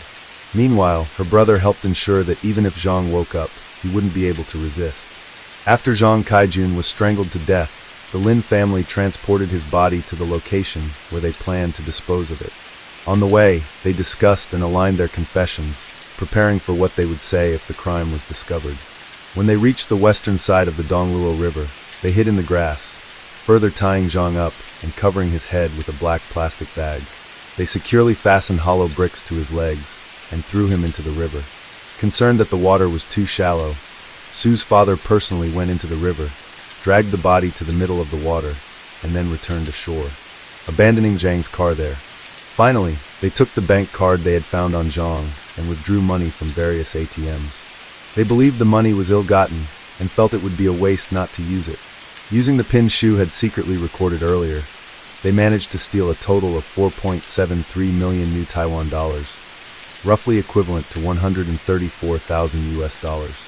2 days later, to ensure that the body wouldn't resurface, Xiu's father bought 2 diving suits and returned to the river. He dived down to check the state of the body and moved some rocks from the river bank to place on top of the body to weigh it down. Additionally, Lin Fu had prepared a sharp iron rod to stab the body. He later confessed, "At the time I was releasing the gas to prevent it from floating to the surface." In an even more bizarre twist, they even considered buying piranhas to release into the river to eat the body and destroy the evidence. After finishing their grim task, the family rushed home to try and return to normalcy. However, they had not anticipated how quickly and thoroughly the police would investigate. Through phone recordings, surveillance footage, and the comparison of various pieces of evidence, the police gradually pieced together the family's crime. On December 17, 2019, police raided the Lin family home, finding both the location where they had hidden incriminating items and physical evidence connected to the crime. During interrogation, the members of the Lin family slowly began to confess their involvement. They admitted their motives and the details of the murder. Ultimately, all 4 family members were arrested by the police and brought to trial. They were charged with murder, hiding the body, and other crimes. In court, they pled guilty and expressed remorse for their actions. This family had meticulously planned and carefully executed their crime, believing that everything they did was flawless. However, man proposes, God disposes. The Dongluo River had long been illegally filled with a large amount of debris, making it increasingly shallow. Combined with heavy rains over several days, the bloated corpse floated to the surface, and all of the Lin family's careful efforts were exposed to the world. This gruesome murder case involving an entire family is rare, with every member implicated. When the daughter Lin Xiyu became entangled with Zhang Kaijun in both a romantic and financial, instead of stepping in to prevent further harm, her parents joined in on the plot, meticulously dividing tasks. The societal impact of such an incident, where a whole family is complicit in murder, is deeply troubling. Therefore, the Zhonghua District Prosecutor's Office recommended the judge impose a harsher sentence. However, the judge noted that while Lin Xiyu only intended to steal the money, her inability to properly handle the relationship made her an accomplice to the murder. All the family members acted with the intent to harm Zhang Kaijun, driven by their belief that Zhang had mistreated Xiyu. Their actions stemmed from selfish desires, different from cold-blooded killers. Moreover, given that the family ultimately confessed to their crimes, their remorse was taken into account during sentencing. As a result, Lin Fu, Xiyu's mother, and Xiyu's brother were sentenced to 16 to 17 years in prison, while Xiyu herself received a life sentence. The money they had stolen from the victim, all ill-gotten gains, was confiscated. This was a fitting punishment for this murderous family. On March 16, 2018, two men arrived at the Guanghua Precinct Police Station in New Taipei City, Taiwan, to report a case. The first person informed the police, "One of my female employees has been missing for several days, and I'm worried that something unfortunate may have happened to her." Shortly after, the missing woman's brother arrived, having been called by his sister's boss. During questioning, this pair left a strong impression on the police. The missing woman's brother seemed unusually calm, almost as if the situation didn't concern him, while her boss appeared far more worried. The missing woman's name was Yi Shufeng, 37 years old, and she worked as an accountant at a local factory. On March 14th, her boss noticed that Shufeng had not shown up to work for 2 days. She had been employed at the factory for 11 years, was well-liked, and known as a reliable worker. On a personal level, because her parents had passed away 3 years ago due to illness, she became very health-conscious. Shufeng often exercised after work and regularly participated in running events. On March 12th, she requested time off, stating she would attend a running event in Taidong. Her boss even reminded her that she could take an additional 2 days off if necessary. However, by March 15th, Shufeng still hadn't returned to work. Her boss thought, how could Shufeng take time off without a reason like this? This is highly unusual. Worried that something might have happened, he called her immediately. The troubling part was that he couldn't reach Shufeng. That evening, he went directly to her house to check on her. Shufeng lived with her brother's family after their parents passed away. Her brother, Yi Jixiang, answered the door.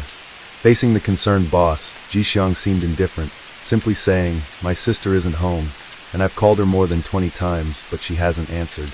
With that response, the boss had no choice but to leave.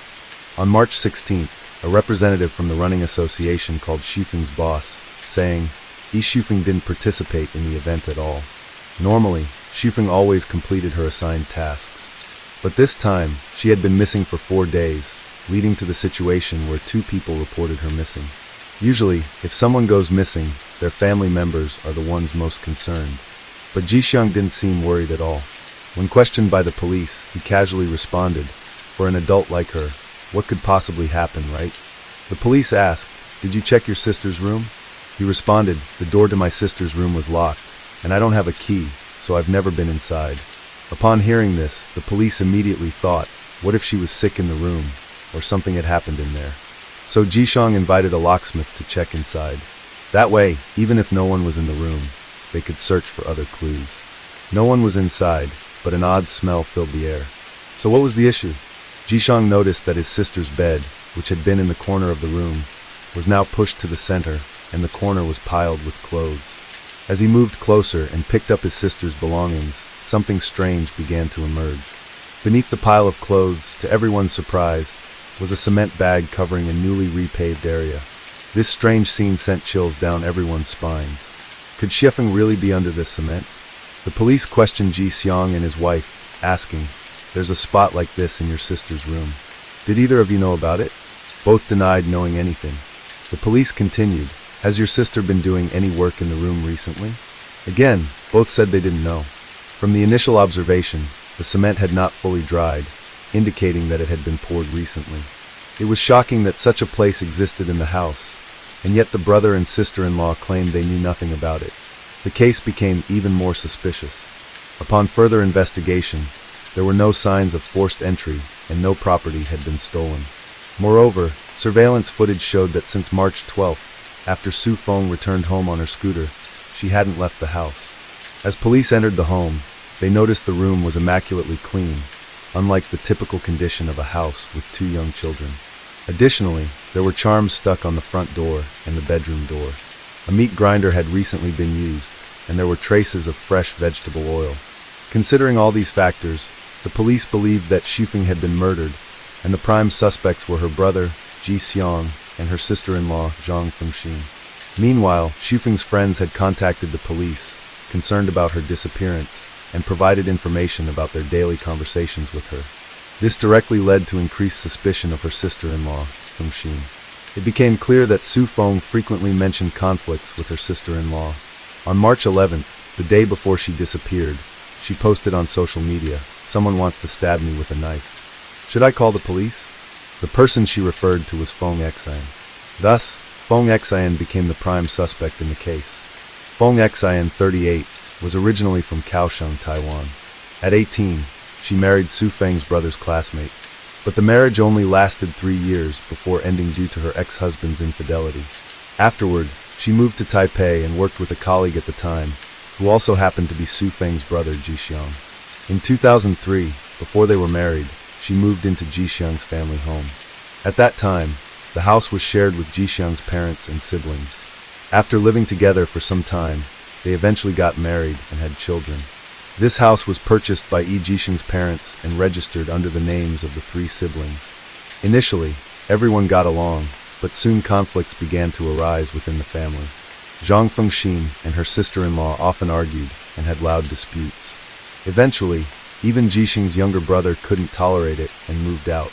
Neighbors described Xufeng as friendly and approachable, always greeting those around her warmly. Fengxin, on the other hand, had a cold demeanor. Even when others greeted her in a friendly manner, she wouldn't respond. When her mother-in-law was alive, she often complained about her daughter-in-law's poor attitude, saying she was overly perfectionistic. While Jixiang spent his days collecting scrap materials, his wife would stay at home, cooking only for herself, completely disregarding her mother-in-law and sister-in-law as family. During the police interrogation, Fengxin remained very calm. She even asked, seeing that the suspect was strong-willed.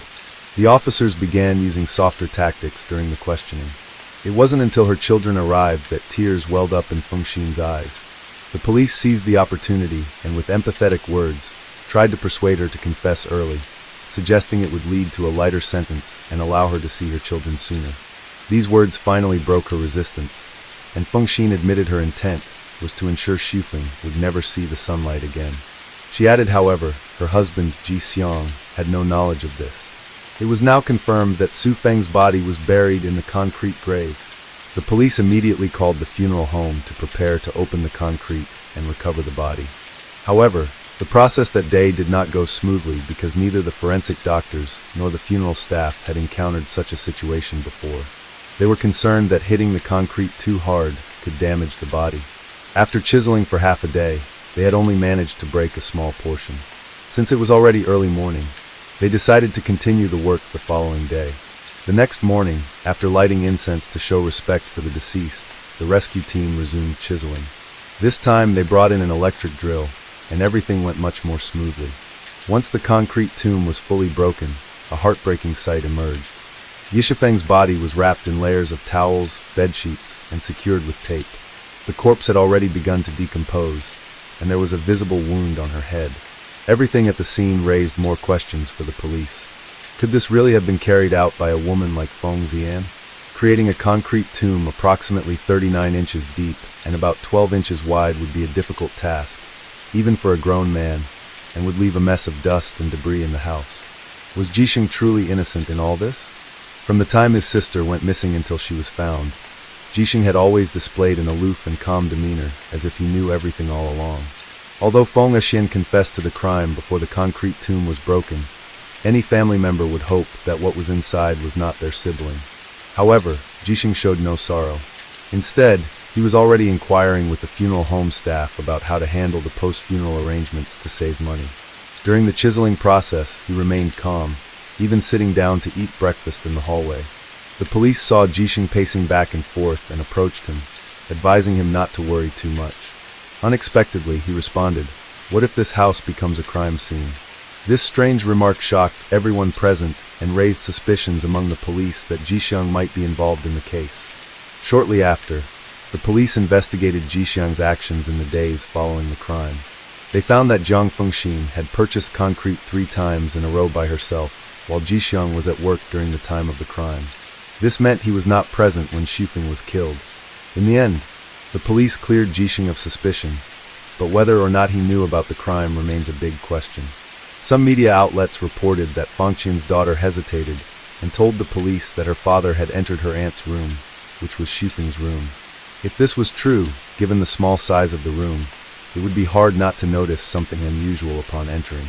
However, the police couldn't determine the exact time when the father entered the sister's room, so the matter was not investigated further. But after living in the family for 15 years, why would Feng Qian want Xufeng dead? The investigation revealed two primary factors: a dispute over the ownership of the house and conflicts in their daily lives. As mentioned earlier, the house was registered under the names of the three siblings. However, Ji Xiang's job as a security guard earned him only 9,000 yuan per month, and he initially contributed only 1,000 yuan to the household expenses. He increased his contribution by another 1,000 yuan, which included daily living expenses for their two children. Fang Qian said that his lunch cost only 7 yuan, equivalent to about $1, and their financial struggles forced him to take on extra work as a janitor and a laborer assisting others. This made it nearly impossible for him to pay off the house debt, let alone own a home of his own. Fang Qian had mentioned moving out, but her husband always brushed it off, saying, "Let's wait until the kids are a bit older." Faced with this situation, Ji Xiang was determined to hold his ground. He believed that the family property should be passed down to the sons, and that as the sister, Xufeng should move out. Among the three siblings, the younger brother, Li Miaoxiu, was in a slightly better financial position. He had been working since he was 18 and had already moved out. Because of Ji Xiang's low income, Yi Xufeng had to take on the responsibility of paying off the house debt. To make ends meet, she didn't even have time to date. Zifeng was also registered as a co-owner of the house. Although she didn't have a good relationship with her sister-in-law, and her friends often advised her to move out, she still wanted to hold on to the house. First, because she was the one paying off the mortgage, and second, the house represented the love and memories of her parents. Zifeng didn't want to give up those memories. Moreover, she didn't want the house to be taken over by someone else. There were also smaller conflicts in their daily lives. In 2017, Xufeng posted a message on social media. "I see them in the morning, and I see them again at night. I don't even need to sleep anymore." From the comments and interactions with friends on the platform, it was clear that she was complaining about her sister-in-law deliberately slamming the refrigerator door or the toilet lid loudly while she was sleeping. To avoid direct conflict with her sister-in-law, she left a note on the refrigerator door that read, "Please close the door quietly. Thank you for your cooperation."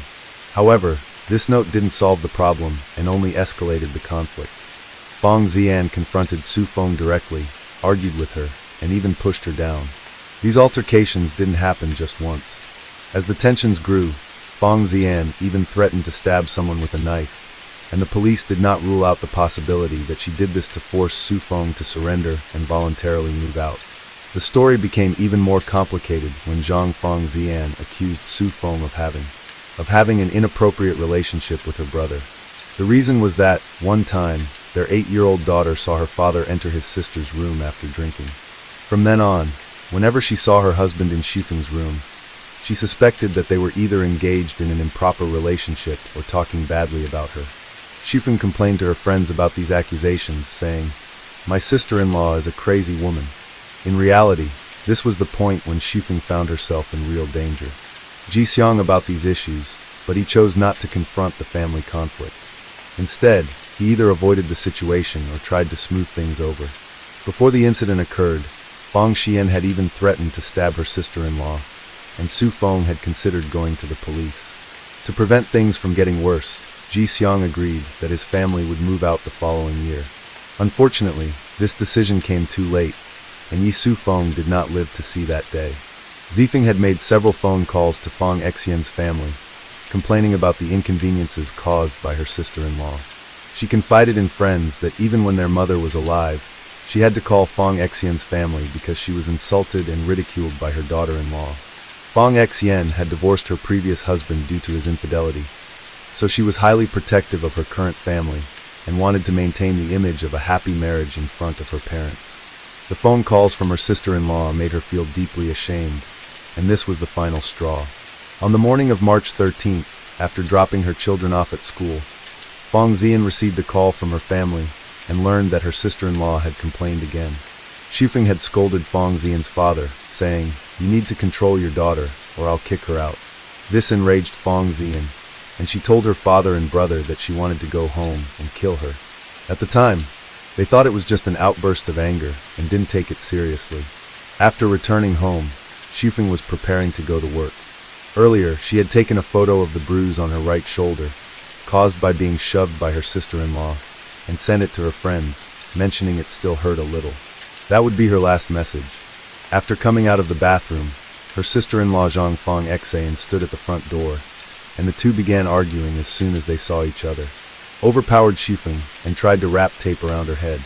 These rolls of tape had been prepared in advance, with the intent of using them to kill Shifeng, but previously, because her children were present, Fong Xian had held back. However, in her panic, Shifeng bit Fong Xian's hand. This only fueled Fong Xian's anger, and she grabbed a nearby dumbbell and struck Shifeng hard. The blow to her head caused Shifeng immense pain, and she began vomiting, pleading with her sister-in-law to stop. But this did not stir any sympathy in Fong Xian, who coldly replied, "It's too late for apologies now, sister." Fong Xian then continued beating her until Xiao Feng went silent. Fong Xian's body was covered in blood at this point, so she went to the bathroom, filled the tub with water, and washed the blood off herself before returning to the living room. When she heard that Xiao Feng was still breathing, instead of saving her, Fong Xian furiously dragged her into the bathroom and submerged her head in the tub, until she stopped breathing completely. After all that, Fong Xian began thinking about how to deal with the body. She recalled a Hong Kong movie she had seen earlier, where using cement to seal a body appeared to help mask the smell. So she rode her scooter to buy 15 bags of cement, each weighing about 9 pounds, but that wasn't nearly enough to cover the body. Over the next 2 days, while her husband was at work and her children were at school, she went to 3 hardware stores and bought 21 more bags of cement to complete the task. Notably, the money to buy the cement was taken from Yi Shufeng's savings jar, because Fong Xian believed that the expenses for the cement, which she considered part of Shufeng's burial, should be paid with Shufeng's own money. It was clear that after Yi Shufeng's death, Fong Xian felt no remorse or sorrow. Her heart was filled with hatred and jealousy. Not long after, Yi Jixiang and his children moved out of the house. By August 2018, the house was sold at half the market price. In the end, the new Taipei City Criminal Court sentenced Zhang Fong Xian to death for premeditated murder. In January 2019, the appeal court upheld the original sentence. It was a well-deserved punishment for the cruel actions of this sister-in-law. It also serves as a valuable lesson in how we handle relationships when living together. Story 3. The case took place in Nanjing, Jiangsu Province, China. On the afternoon of February 28, 2011, 2 college students were hiking on Mount Jiangjun. They were familiar with the small trails on this mountain. That day, they chose a narrow path to climb to the summit. As they reached the middle of the mountain, they suddenly smelled a strong, foul odor. Ahead, in the bushes, they vaguely saw several bags. Both felt very frustrated, wondering who could be so inconsiderate as to litter and even go through the trouble of carrying trash halfway up the mountain to dump it. They wondered if this litter bug had too much free time on their hands. Out of curiosity, the two approached to take a closer look. When they opened the bags, they were met with a horrifying sight. Instead of trash, they found decomposing body parts. Trembling with fear, they immediately called the police. Upon receiving the report, the police quickly arrived and immediately cordoned off the scene. After careful inspection and counting, they discovered a total of 11 bags containing body parts nearby. After thorough examination, the forensic team was able to reassemble a complete male body. The victim was estimated to be between 40 and 50 years old, slightly overweight and quite muscular. The skull was fractured, clearly indicating death by blunt force trauma. The face was severely damaged. The time of death was estimated to be about 2 to 3 days prior. The forensic experts also discovered that the perpetrator had a skilled technique, with some knowledge of human anatomy. The cuts were all made at weak points. Therefore, they speculated that the killer was likely to be a doctor, butcher, or police officer. No murder weapon or blood stains were found at the scene, and there were no signs of struggle in the surrounding area. Thus, this was certainly not the primary crime scene, but merely a dump site. The victim's body parts were placed in black garbage bags tied with plastic cords. Due to rain 2 days earlier, footprints and fingerprints at the scene were no longer identifiable. So who was the victim? The police quickly reviewed missing person reports, hoping to find clues about the victim's identity. However, all efforts were in vain. They only received one report of a missing child, who was found a few hours later. In the following week, there were reports of missing elderly women, but most had either gotten lost or run away from home. There were no missing middle-aged men. Could it be that someone from another region came to Nanjing to dispose of a body after committing murder? The veteran police officers in Nanjing believed this was impossible. Mount Jiangjun is not a famous landmark, but a small mountain covering an area of about 1.35 square miles. Even many local Nanjing residents couldn't locate Mount Jiangjun. Moreover, the path where the perpetrator dumped the body was quite remote. If someone hadn't been there before, it would be difficult to find the way, let alone dump a body. Furthermore, if an outsider came to Nanjing to dispose of a body, why not dump it in more remote rural areas, or on barren hills near the urban-rural fringe, rather than on Mount Jiangjun, which is close to universities and residential areas? This would be extremely easy to discover. Most police officers believed that the killer was a local Nanjing resident. However, it was difficult to determine whether the deceased was also a local. The top priority was to identify the victim as soon as possible. However, the victim's face was also severely damaged, making identification impossible. The Nanjing police invited experts from the Jiangsu Provincial Public Security Bureau to reconstruct the skull in an attempt to restore the deceased's appearance. But even though the experts tried to reconstruct the face from the skull, many important details were still missing. The investigation seemed to have hit a dead end, giving the investigators a headache. At this moment, an unexpected discovery opened up a new direction. During a meticulous examination, the forensic team discovered a small but extremely important detail on the victim's body that had been previously overlooked. On the victim's underwear, there was a sophisticated secret pocket, cleverly disguised as a label. This pocket was so intricate that even the naked eye could hardly detect it. Inside the secret pocket, experts found a small, crumpled piece of paper soaked in blood. At first glance, this piece of paper seemed unremarkable. However, it became the key that opened a breakthrough in the investigation. The police quickly used modern technology to restore this small piece of paper. They were delighted to discover it was a train ticket fragment. It showed a journey from Lanzhou to Nanjing on February 25, 2011, with the seat number clearly visible. Since train tickets had started implementing a real name registration system, the police quickly traced the name of the ticket buyer. Through a household registration investigation, this person was identified as Tian Mingyang, approximately 40 years old, from Lanzhou. When compared with the photo reconstructed from the skull earlier, the police found that he closely resembled the victim. It seemed that the identity issue had been resolved. After that, the police immediately formed a special task force to go to Lanzhou, directly to Mingyang's home. However, Mingyang's wife seemed very surprised by the police's questions. She said her husband was at work. How could he be missing? The police hurriedly went to Tian Mingyang's company to confirm, only to find him alive and working normally. So why did his train ticket appear on the victim's body? Faced with the police's questions, Mingyang appeared very shocked. He explained that he had indeed bought a train ticket to Nanjing. At that time, he was visiting his second sister-in-law, Shuai Ping, and his niece. His second older brother had died in a car accident 5 years ago, and his sister-in-law was raising their child alone in Nanjing. He had a good relationship with his sister-in-law and loved his niece very much, so he often visited them. As for the train ticket, he had either thrown it away, or it might have been picked up by someone else. The task force immediately investigated Mingyang's statement. According to the forensic examination, the victim's time of death was late on the night of the 25th. The police checked the surveillance cameras of the hotel where Tian Mingyang stayed, and found that he had returned to his room on the afternoon of the 25th, then went for a bath and massage at the hotel, and then to a bar to watch soccer until 2 a.m. before returning to his room to rest. Early the next morning he left the hotel, took a bus to the airport, and flew back to Lanzhou. It seemed that Mingyang was indeed not the killer, but it was very strange why the victim would pick up this train ticket and put it in a secret pocket. Suggests it was something very important. Or was it not the victim who put it there, but the killer deliberately doing so to mislead the police?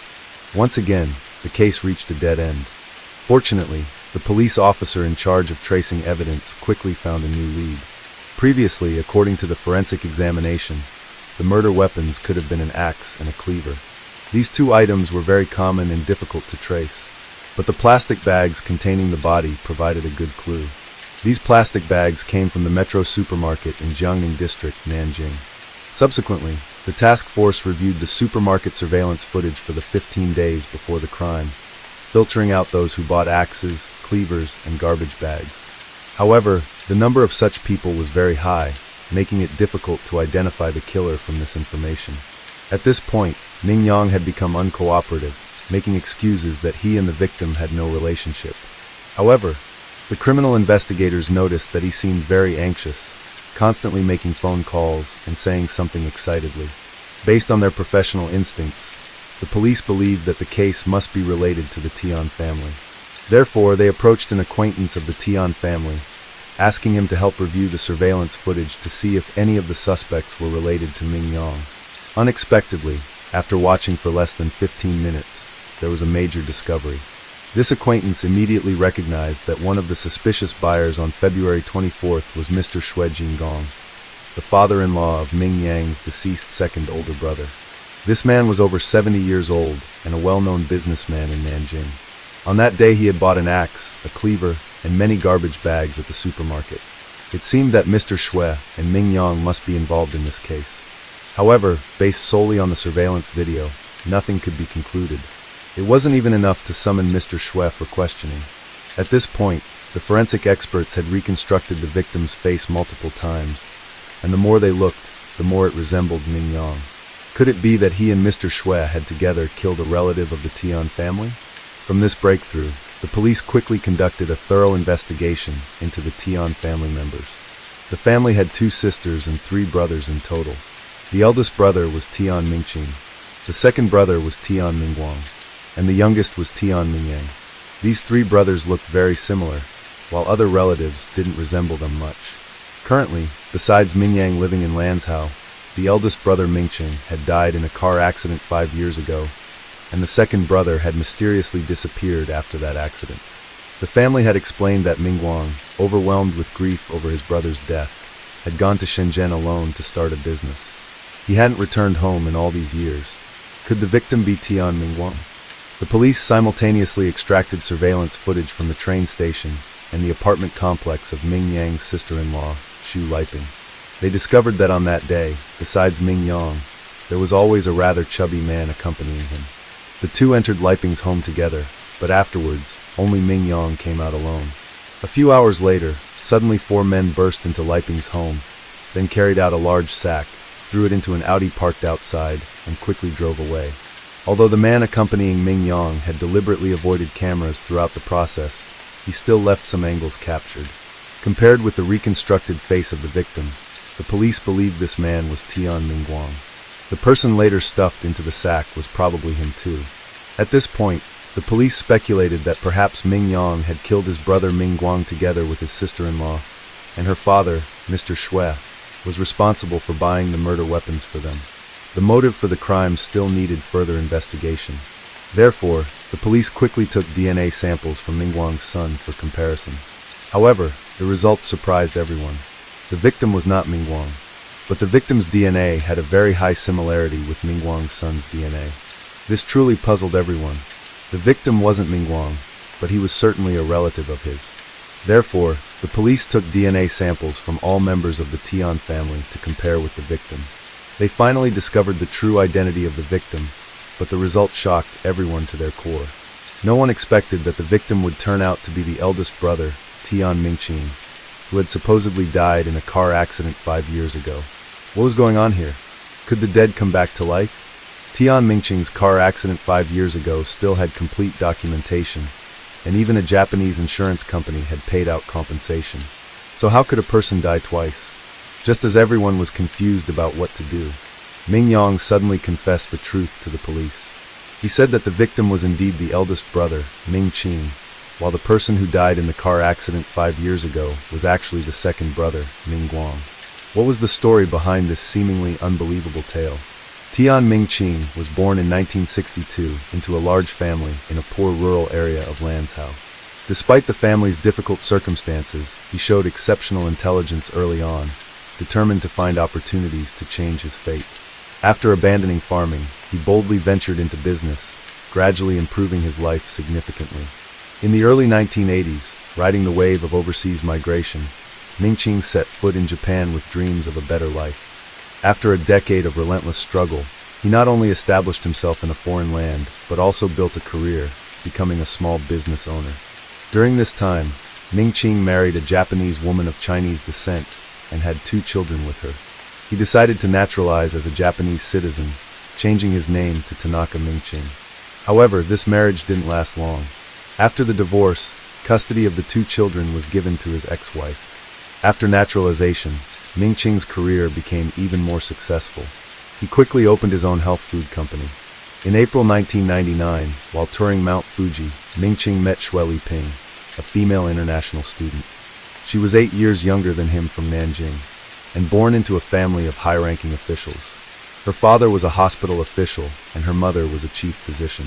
Liping, heartbroken from a failed relationship, had decided to go to Japan to study beauty therapy, hoping to heal her emotional wounds. Fate brought her to meet Tian Mixing during a tour. Their conversation was incredibly harmonious, leaving a deep impression on both of them. Coincidentally, a few months later, they met again at a health food fair. Attracted by Liping's beauty and grace, Mingqing began to pursue her. Love quickly blossomed between them. By January 2001, they had officially married. After marriage, Liping also naturalized as a Japanese citizen and changed her name to Tanaka Liping, marking a new beginning in her life. Their happiness was made complete when a year later, they welcomed the birth of their little daughter. However, life isn't always smooth sailing. At this time, Mingqing's business began to face difficulties. The Japanese economy was in recession, coupled with fierce competition from rivals, causing his company to struggle increasingly. Financial pressure weighed heavily on the young couple, leading to frequent arguments. Subsequently, Liping returned to China with their daughter and started her own business, opening a beauty salon in Nanjing. During this time, she reunited with her ex-boyfriend, Tang Kai. Tang Kai was also in the beauty industry and was very helpful in assisting Liping with her startup. Gradually, their old feelings reignited. But having a family, Liping had to maintain an appropriate distance from Tang Kai. Meanwhile, Mingqing remained alone in Japan, trying to keep his business afloat. By 2006, his company was drowning in debt, on the brink of bankruptcy. Unable to hold on any longer, he decided to return to China to raise capital. Previously, while still in Japan, Mingqing had purchased an accident insurance policy worth 200 million yen, approximately $1.8 million. Shortly after his return to China, in August 2006, he died in a car accident. Regarding this mysterious car accident, Liping recounted, after returning to China, Mingqing went to his hometown in Lanzhou to borrow money. He had arranged to meet his brother, Mingguang. After greeting each other, he explained his purpose of borrowing money. Mingguang agreed immediately. At this time, Liping discovered their daughter had diarrhea, so she called Mingqing. Upon hearing this, Mingqing was very worried about his daughter, so his brother told him to go to Nanjing first, and he would send the money later when he had gathered enough. Mingqing hurried to the airport, leaving his brother to drive his car back for him. In his haste, he left his phone, wallet, and personal belongings in the car. Half an hour later, as Mingguang was driving his brother's car on the highway, the car suddenly burst into intense flames, quickly burning the person inside to charcoal. Based on the phone, driver's license, and other items found at the scene matching the car owner's information, concluded that the person burned to death was Mingqing. They quickly notified Liping of the sad news and issued an accident certificate. Upon receiving the tragic news, Liping cried uncontrollably. But unexpectedly a few hours later, Tian Mingqing opened the door and walked into the house. Liping panicked, asked, "Aren't you dead?" Mingqing, bewildered, replied, "What are you talking about?" Only then did Liping recount the events to her husband. Upon hearing this, Mingqing realized that his brother Mingguang had died in the car accident, and he was overwhelmed with grief. At this point, the couple intended to tell the family the truth, but they suddenly remembered the large insurance policy they had purchased in Japan. If they let the misidentification stand and claimed the insurance money, they could overcome their current financial difficulties. Mingqing would only need to hide for a few years, then use fake documents, and the family of 3 could live happily together again. So the couple decided to take the risk. Afterwards, Liping arranged for Mingqing to temporarily stay at a hotel outside using his own documents. A few days later, he secretly went to Baoji City to hide under a false name. Out of fear, when identifying the body, he refused DNA testing, so the compensation documents were incomplete, and thus he didn't receive full compensation. In the following 6 months, he received over 5 million yuan, approximately $770,000, in compensation from the Japanese insurance company in 3 installments. However, the Nanjing police had some doubts about Liping's statement. Mingqing had an accident shortly after returning to the country. Coincidentally, he had also purchased a large insurance policy in Japan, and the car suddenly caught fire strangely with such large flames that the person inside had no chance to escape. Finally, it led to being burned alive. The strange thing was, no matter how rushed Mingqing was, how could he leave all his personal belongings in the car? Normally, people would at least carry their phone, right? And the story about their daughter having diarrhea, it wasn't a serious illness. Why the need to rush so much? The police speculated that it's very likely that he deliberately left these items behind to create a fake scene of his accident. This could very well be a carefully planned murder for insurance fraud by the couple. Mingqing and Liping, not hesitating to sacrifice the life of his own brother. But due to the carelessness of the examiner, once the body was cremated, all evidence was gone and this case could no longer be investigated. After Mingqing's death, Liping naturally sold her husband's company in Japan and gave 2 million yuan, about $308,000 of the proceeds to her in-laws. She kept the 5 million yuan, about $770,000, insurance money for her own business. So Mingqing lived a life of hiding in Shaanxi and Hunan provinces. Meanwhile, Liping in Nanjing ran her beauty salon very successfully. With additional capital and the help of her lover, Liping's beauty salon business thrived, opening many branches. Making money, she also invested in her father's company, causing her father's business to develop rapidly as well. Not only was her work going well, but Liping's love life was also smooth sailing. Unaware of the truth, thought Liping's husband had died in an accident and began openly pursuing her. He was also very good to her daughter, taking care of her attentively, which moved Liping deeply. During the 3 years of Mingqing's absence, friends who didn't know the situation enthusiastically urged Liping to start a new romantic life. Reluctantly, she had to make her relationship with boyfriend Tang Kai public. So what about Mingqing? How had he been living? This dead man had no legal identity in society. Had to hide every day, didn't dare to stay in large hotels, could only live in shabby inns and illegal rental rooms. Those places were also gathering spots for all sorts of people. Therefore, he made a secret pocket in his underwear where he could hide money in case of emergencies. Every day, he didn't dare to go out much, getting anxious whenever he saw police. Most of the time, he just lay on the bed watching TV in the rental room. His meals were mainly instant noodles. On the first anniversary of Mingguang's death, Mingqing went to Famen Temple in Baoji to light incense. Unexpectedly, he met an old classmate there. The friend, not knowing he was supposed to be dead, greeted him. At this moment, Mingqing pretended not to know him and hurriedly ran away. Afterwards, he packed his belongings and moved to a different place. Mingqing had lived anonymously like a sewer rat for 3 years, not daring to contact his wife proactively, mostly letting her contact him. He was also very happy, hoping to end this kind of life soon so his wife could open a health food company for him. However, as time went on, he found his wife becoming increasingly cold, seemingly intentionally distancing herself from him. By Chinese New Year 2009, having not received a call from his wife for a long time, he couldn't resist calling her from a public phone.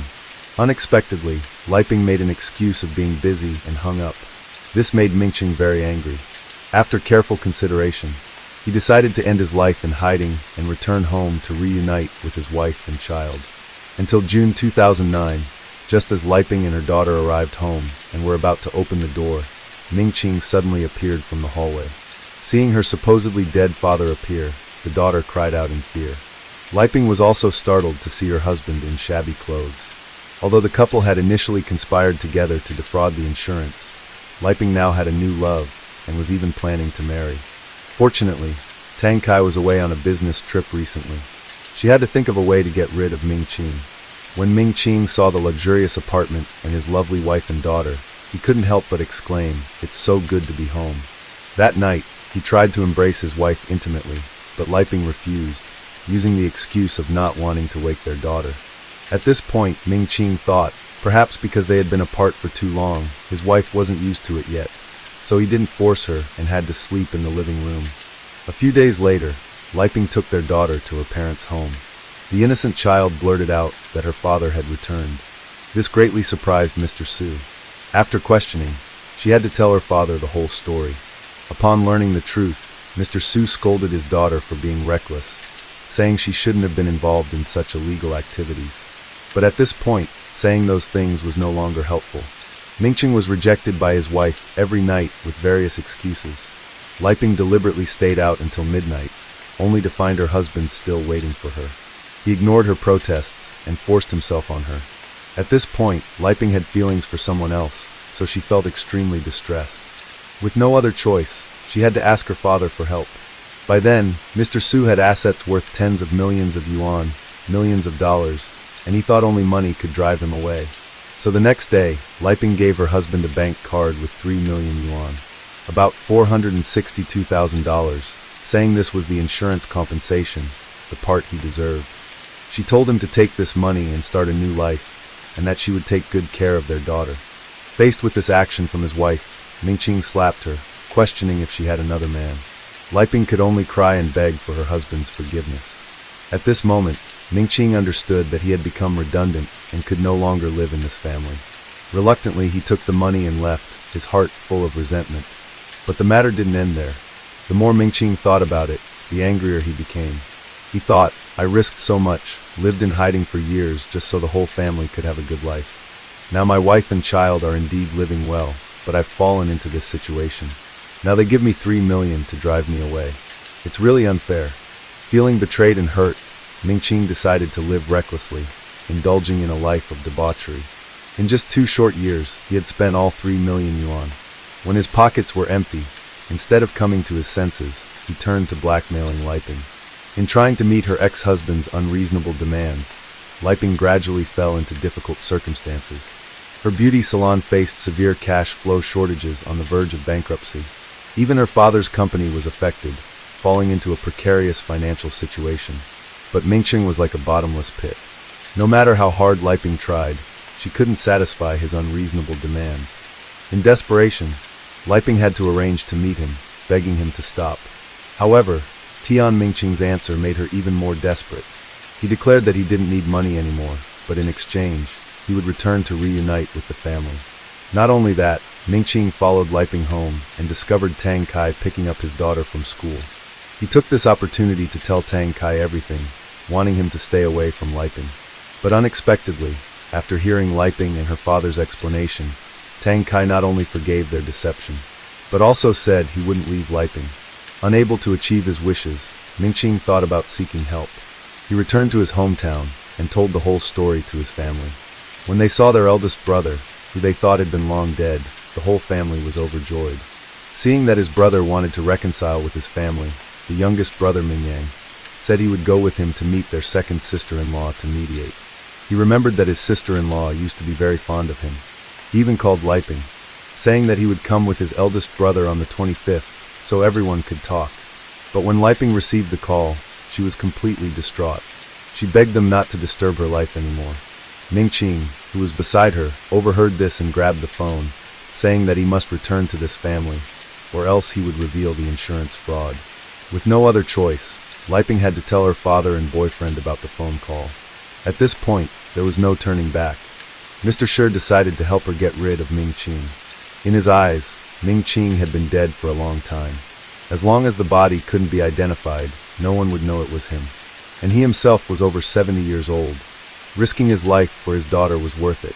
But thinking about his advanced age, he asked Tang Kai to find some thugs to kidnap Mingqing, saying he wanted to teach him a lesson. Then Mr. Shui went to the supermarket to buy an axe, a cleaver, and garbage bags, hiding them in the villa to wait for Mingqing's arrival. On that day, as agreed, the 2 brothers Mingqing and Mingyang came to Liping's house to negotiate. They argued until evening without reaching a conclusion. Mingyang, feeling that this was a marital issue and he shouldn't interfere anymore, returned to his hotel first. Not long after he left, Tang Kai brought people to tie up Mingqing and take him to Mr. Shui's villa. After Tang Kai and his people left, Mr. Shui told his daughter to go home, saying he would handle the rest. At this point, Mingqing also sensed the old man's intention to kill him. He begged but to no avail. So he made an excuse to go to the bathroom, then tucked the train ticket of his brother into the secret pocket in his underwear, hoping that the police could use this ticket to identify him later. At around 8 p.m., Mr. Su killed Mingqing with an axe, then used his medical knowledge to dismember the body. Initially, he planned to dispose of the body parts in a more distant location, but it was already 2 a.m. He had to dispose of the body before daybreak, so he had to dump the bags containing the body parts on Mount Jiangjun, just a few hundred meters away from the villa. Afterwards, to prevent Mingyong from becoming suspicious, he impersonated Mingqing and sent a text message to Mingyong, saying he had gone to Hunan, and there was no need to look for him anymore. Therefore, when the police initially investigated, Mingyong didn't tell the truth, mainly because he was afraid his eldest brother would be arrested and sent to prison. After hearing that the victim was actually his eldest brother, he realized something was wrong and hurriedly confessed everything. The police later found a lot of Ming Cheng's blood in Mr. Su's villa and car. He also confessed to killing his son-in-law. Subsequently, the police also arrested Lai Ping as she was preparing to flee to Japan. Tang Kai also turned himself in to the police, admitting to the kidnapping, but not participating in the murder. In 2013, the court sentenced Mr. Su for intentional homicide, giving him a death sentence with a 2-year reprieve and life deprivation of political rights. Shui Laiping was convicted of being an accomplice to murder and sentenced to life imprisonment, later reduced to 15 years in prison. Tang Kai and several other involved individuals were convicted of kidnapping with various sentences. With this, the bizarre and complex case was finally solved. As this case closed, we can't help but be shocked by the unexpected turns of life. From a simple fraud plan, the situation escalated into a bloody tragedy.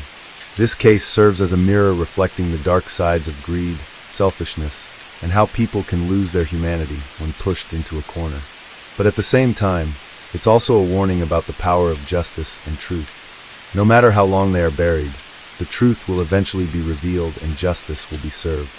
Story for the Story takes place in Kowloon, the geographic center of Hong Kong.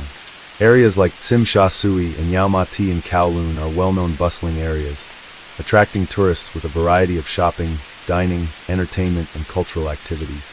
However, few people know that hidden behind this urban prosperity, in an apartment on one of Kowloon's busiest streets, a gruesome and mysterious murder once occurred. As Hong Kong entered the final days of May with hot weather and sudden rains, 2 women, one older and one younger, appeared at the Kowloon police station. The older woman was a social worker from an orphanage called the Boat Quay Women's Shelter near Kowloon Pier. This facility, run by the Social Welfare Department, provides temporary housing and support services for girls in need of protection or undocumented immigrants awaiting processing. Standing next to the social worker was a 13-year-old girl named Ah Fong. According to the social worker, Ah Fong had been displaying unusual behavior recently. She frequently had nightmares, waking up in a state of panic and mumbling about seeing a headless woman. This woman kept demanding her lost head back. At first, the social worker thought Ah Fong was just having typical nightmares. However, the fact that the girl kept dreaming the same dream raised suspicions. The social worker decided to arrange psychological counseling for Ah Fong, and to everyone's shock, a horrifying crime was uncovered. 13-year-old Ah Fong had a boyfriend named Liang Wailuan, a 19-year-old street thug. 2 months earlier, in March 1999, Wailuan had taken Ah Fong out of the Boat Quay Women's Shelter to live with him. Their new residence was an old rundown apartment. It was there that Ah Fong met 2 other men, friends of Wailuan. Additionally, Ah Fong saw a disheveled woman with messy hair and ragged clothing. According to Wailuan, the woman had been kidnapped by the 3 men. Ah Fong didn't know who the woman was and was too scared to ask questions. During her time in the apartment, Ah Fong witnessed her boyfriend and his 2 friends repeatedly torturing and beating the woman. They even forced Ah Fong to participate in the abuse by pouring chili oil on the woman's wounds and forcing her to eat her own waste. Terrified by these horrifying scenes, Ah Fong didn't dare to disobey their orders and was forced to comply. 1 month later, unable to endure the brutal attacks any longer, the poor woman passed away. To cover up their crime, the 3 perpetrators became even more frenzied. They dismembered the victim's body into several parts and cooked them. They even forced Ah Fong to put some of the cooked body parts into bowls of noodles to make a delicacy for them. Having experienced these horrifying events, Ah Fong suffered severe psychological trauma. She became mentally numb in a constant state of panic, and repeatedly saw the dead woman demanding her lost head back. Due to Ah Fong's strange behavior, Wailuan grew tired of her and decided to break up, throwing her out of the apartment. With nowhere else to go, Afong was forced to return to the Boat Key Women's Shelter. In the following days, Afong frequently had nightmares, and her health rapidly declined. Her deteriorating condition caught the attention of the social worker at the shelter, who quickly took Afong to the police station to report the situation. The police immediately began questioning Afong. However, due to her unstable mental state, she couldn't continue, and the police had to temporarily stop the interrogation. 2 days later, Afong returned to the station to cooperate with the investigation. This time, her mental state had improved significantly. Afong revealed that the victim's name was Fan Manny, 23 years old, and that she had worked as a bar hostess. The 3 perpetrators who abused her were Afong's boyfriend, Wailun, 19 years old, along with his 2 friends, Chan Manlok, 33, and Liangxing Cho, 26. Afong testified that after brutally killing Manny, the 3 men dismembered her body. When she reached this point in her story, Afong's face showed horror, and she couldn't continue speaking. With the police's guidance, Afong shakily provided an address, 31 Granville Road, Simshasway. With this lead, the police immediately dispatched officers to the provided address. It was an old 5-story apartment building, including a basement and 4 upper floors.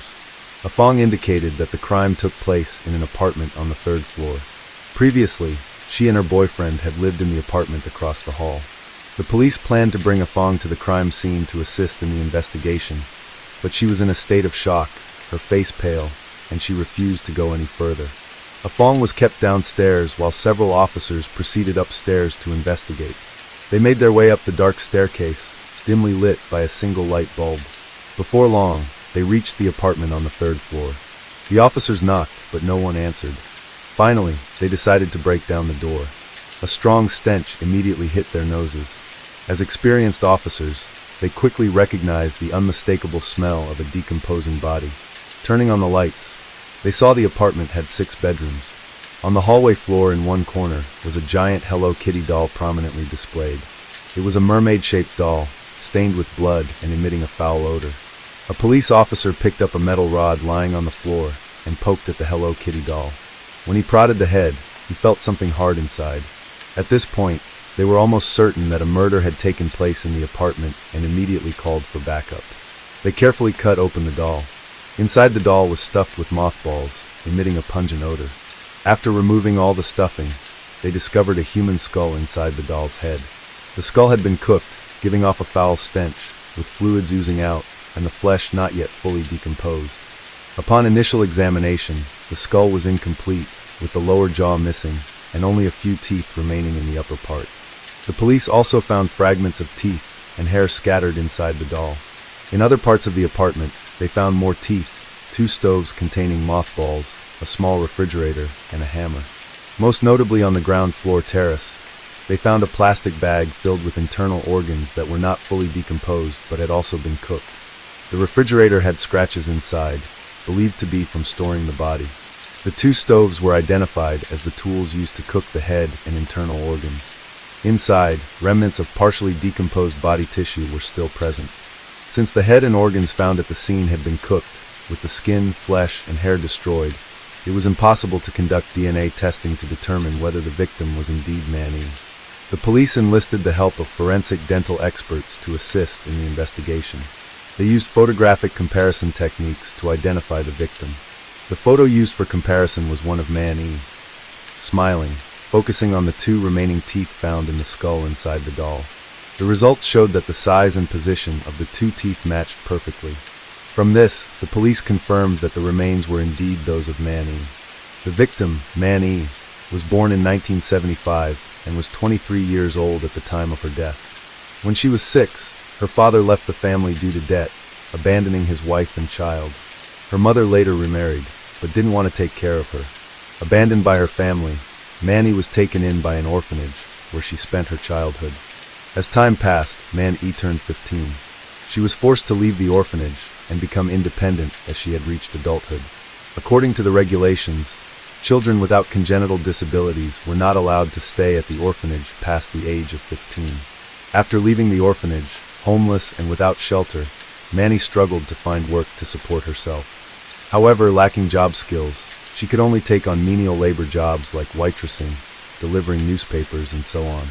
but was frequently fired due to clumsiness. When she had money, Manny would rent a room in cheap motels. When she didn't, she was forced to live in filthy, run-down slums. In her reckless youth, Manny associated with some delinquent young men and often spent time with them, cruising through the streets and alleys on motorbikes. Perhaps due to her youthful impulsiveness and curiosity for new experiences, she fell into drug addiction. Her meager income barely covered her living expenses, and now with the added burden of her addiction, Manny was constantly in financial distress. To earn money, she became a sex worker, frequently working in the Yau Ma Tei and Mong Kok areas. Her life continued this way until 1996, when at 21 years old, Manny was introduced by friends to a job at a nightclub. Compared to her previous work, this environment was safer, and the income was higher. After less than a year, Manny met a pimp who frequented the nightclub. The two started dating and moved in together. This man was named Wu Ji-yuan, also known as a Hai. Manny fell deeply in love with Ji-yuan. She even quit her job, determined to build a happy life with him. However, Ji-yuan's mother didn't like Manny, believing she came from an unclear background and was a promiscuous bad woman. Because of this, Manny and Ji-yuan were unable to get married. 2 years later, Manny gave birth to a son. She moved in with Ji-yuan's mother in Leka Village, New Territories. For reasons unknown, after living with his mother, Ji-yuan became increasingly violent. Perhaps influenced by his mother's words, Ji-yuan frequently suspected Manny of cheating on him. They often argued, and Ji-yuan even resorted to physically abusing her. Witnessing Ji-yuan's escalating behavior, Manny became determined to leave with her son to avoid further harm. However, she knew that if she left him, she would have no source of income. Therefore, she kept her plans secret while saving money. Manny secretly returned to work as a bar hostess. Previously, she had taken out a loan with high interest. Unable to repay the debt, she was kidnapped at her home by the loan shark, who was none other than Chan, one of the 3 perpetrators of the crime. Together with his accomplices, Wailowin and Xingqiu, they murdered Manny. After identifying the suspects, the police swiftly initiated a manhunt. They received a tip that the suspect, Chan, was hiding in an apartment in Sheklai Village, New Territories. This location was about 1.4 miles north of where Manny lived, and about 7.5 miles from Granville Road, where her remains were discovered. With this key lead, the police immediately raided Chan's apartment. At the time, he was in the kitchen cooking with his wife while their young child lay in a crib. He could not believe he had been caught so quickly. After Chan was arrested, the police gathered more detailed information about the case. They continued their pursuit of the remaining 2 suspects, Xingqiu and Wailowin. Upon hearing that Chan had been caught, Xingqiu and Wailowin quickly fled. However, 2 days later, realizing he could not escape, Xingqiu surrendered to the police, hoping for leniency from the law. At this point, the last suspect, Wailowin, was still on the run. After reading the news that Xingqiu had turned himself in, Wailowin, fearing his hideout would be discovered, fled Hong Kong and crossed the border into mainland China. Upon learning that Wailowin had escaped Hong Kong, the Hong Kong police contacted Interpol to assist in his capture. 9 months later, during a routine operation, Chinese police stumbled upon Wailowin. He was unable to produce any identification and was promptly arrested. Wailowin was extradited back to Hong Kong to face justice. Chan, 33 years old, was the mastermind behind the crime. He worked as a cashier at a nightclub and had known Manny for many years. Additionally, Chan was a member of a notorious gang. His 2 underlings, Xingqiu, 26, and Wailowin, 19, followed his orders without question. 2 years earlier, Manny's grandmother had fallen seriously ill and urgently needed money for treatment. Was a hardcore addict and had drained their savings to fuel his drug habit. In desperation, Manny resorted to theft. She used her charm to approach Chan and stole 8,000 Hong Kong dollars, about $1,030 and some other valuables from him. Upon discovering the theft, Chan immediately suspected Manny. He ordered his 2 underlings, Xingqiu and Liang Wailowin, to go to Manny's house to collect the debt. By this time, Manny had already spent the stolen money. She begged them for more time, promising to find a way to repay the debt. To make money to pay off her debt, Fan Manny was forced to continue working as a sex worker. By this point, Chan Man Lok had become a pimp, forcing her to serve his clients to pay him back. Sometime later, Manny became pregnant, but didn't know who the father was. Her heavy pregnancy made it impossible for her to continue working. Despite this, the three men did not relent and continued to force her to serve as clients. Overwhelmed, she had no choice but to comply. Manny had managed to pay back half of the 8,000 Hong Kong dollars. She thought she might finally escape this miserable life, but to her shock, Chan suddenly raised the interest, inflating the remaining 4,000 Hong Kong dollars to 30,000 Hong Kong dollars. It turned out that Chan realized he was a lucrative source of income. He had no intention of letting her go, and wanted to continue exploiting her to make even more money. Manny was furious but didn't dare to resist, enduring the situation in silence. She continued selling her body, using all the money she earned to pay off her debt to Chan. 1 year later, Manny had paid Chan an additional 14,000 Hong Kong dollars. Including the 4,000 Hong Kong dollars she had previously repaid, she had paid a total of 18,000 Hong Kong dollars, approximately 2,300 US dollars, far exceeding the original debt of 8,000 Hong Kong dollars. Manny still had her family and her own life. She was exhausted from the oppression and control of Chan and his accomplices. She was determined to stop servicing clients and refused to answer their debt-collecting calls. This defiance enraged Chan and his gang, and they decided to teach her a lesson she would never forget. 2 months before the crime occurred, Chan sent his 2 henchmen, Xing Cho and Wei Yuan, to Manny's residence to kidnap her. They brought her to apartment number 31 on Granville Road, Tsim Sha Tsui, where she was imprisoned in a room on the 3rd floor. The building at 31 Granville Road had 2 owners. Due to disagreements, they had stopped using the building, causing it to fall into severe disrepair. Several of the apartments were left vacant and unrented. Chan had 2 friends living on the 2nd floor of the building. Knowing the apartment on the 3rd floor was empty, they recommended it to Chan. The apartment had 6 bedrooms. Chan and his wife lived in room 4. Longxing Cho and his girlfriend lived in room 6, and Wei Yuan and his girlfriend, A Fong, lived in room 1. He was kept locked in room 3. Since Chan's wife had just given birth, she frequently stayed with friends on the floor below to take care of the baby, and only occasionally came up to the 3rd floor to sleep. The 2 friends from the 2nd floor often came up to the 3rd floor to hang out. As a result, during the month he was imprisoned in the 3rd floor apartment, up to 8 people knew she was being abused.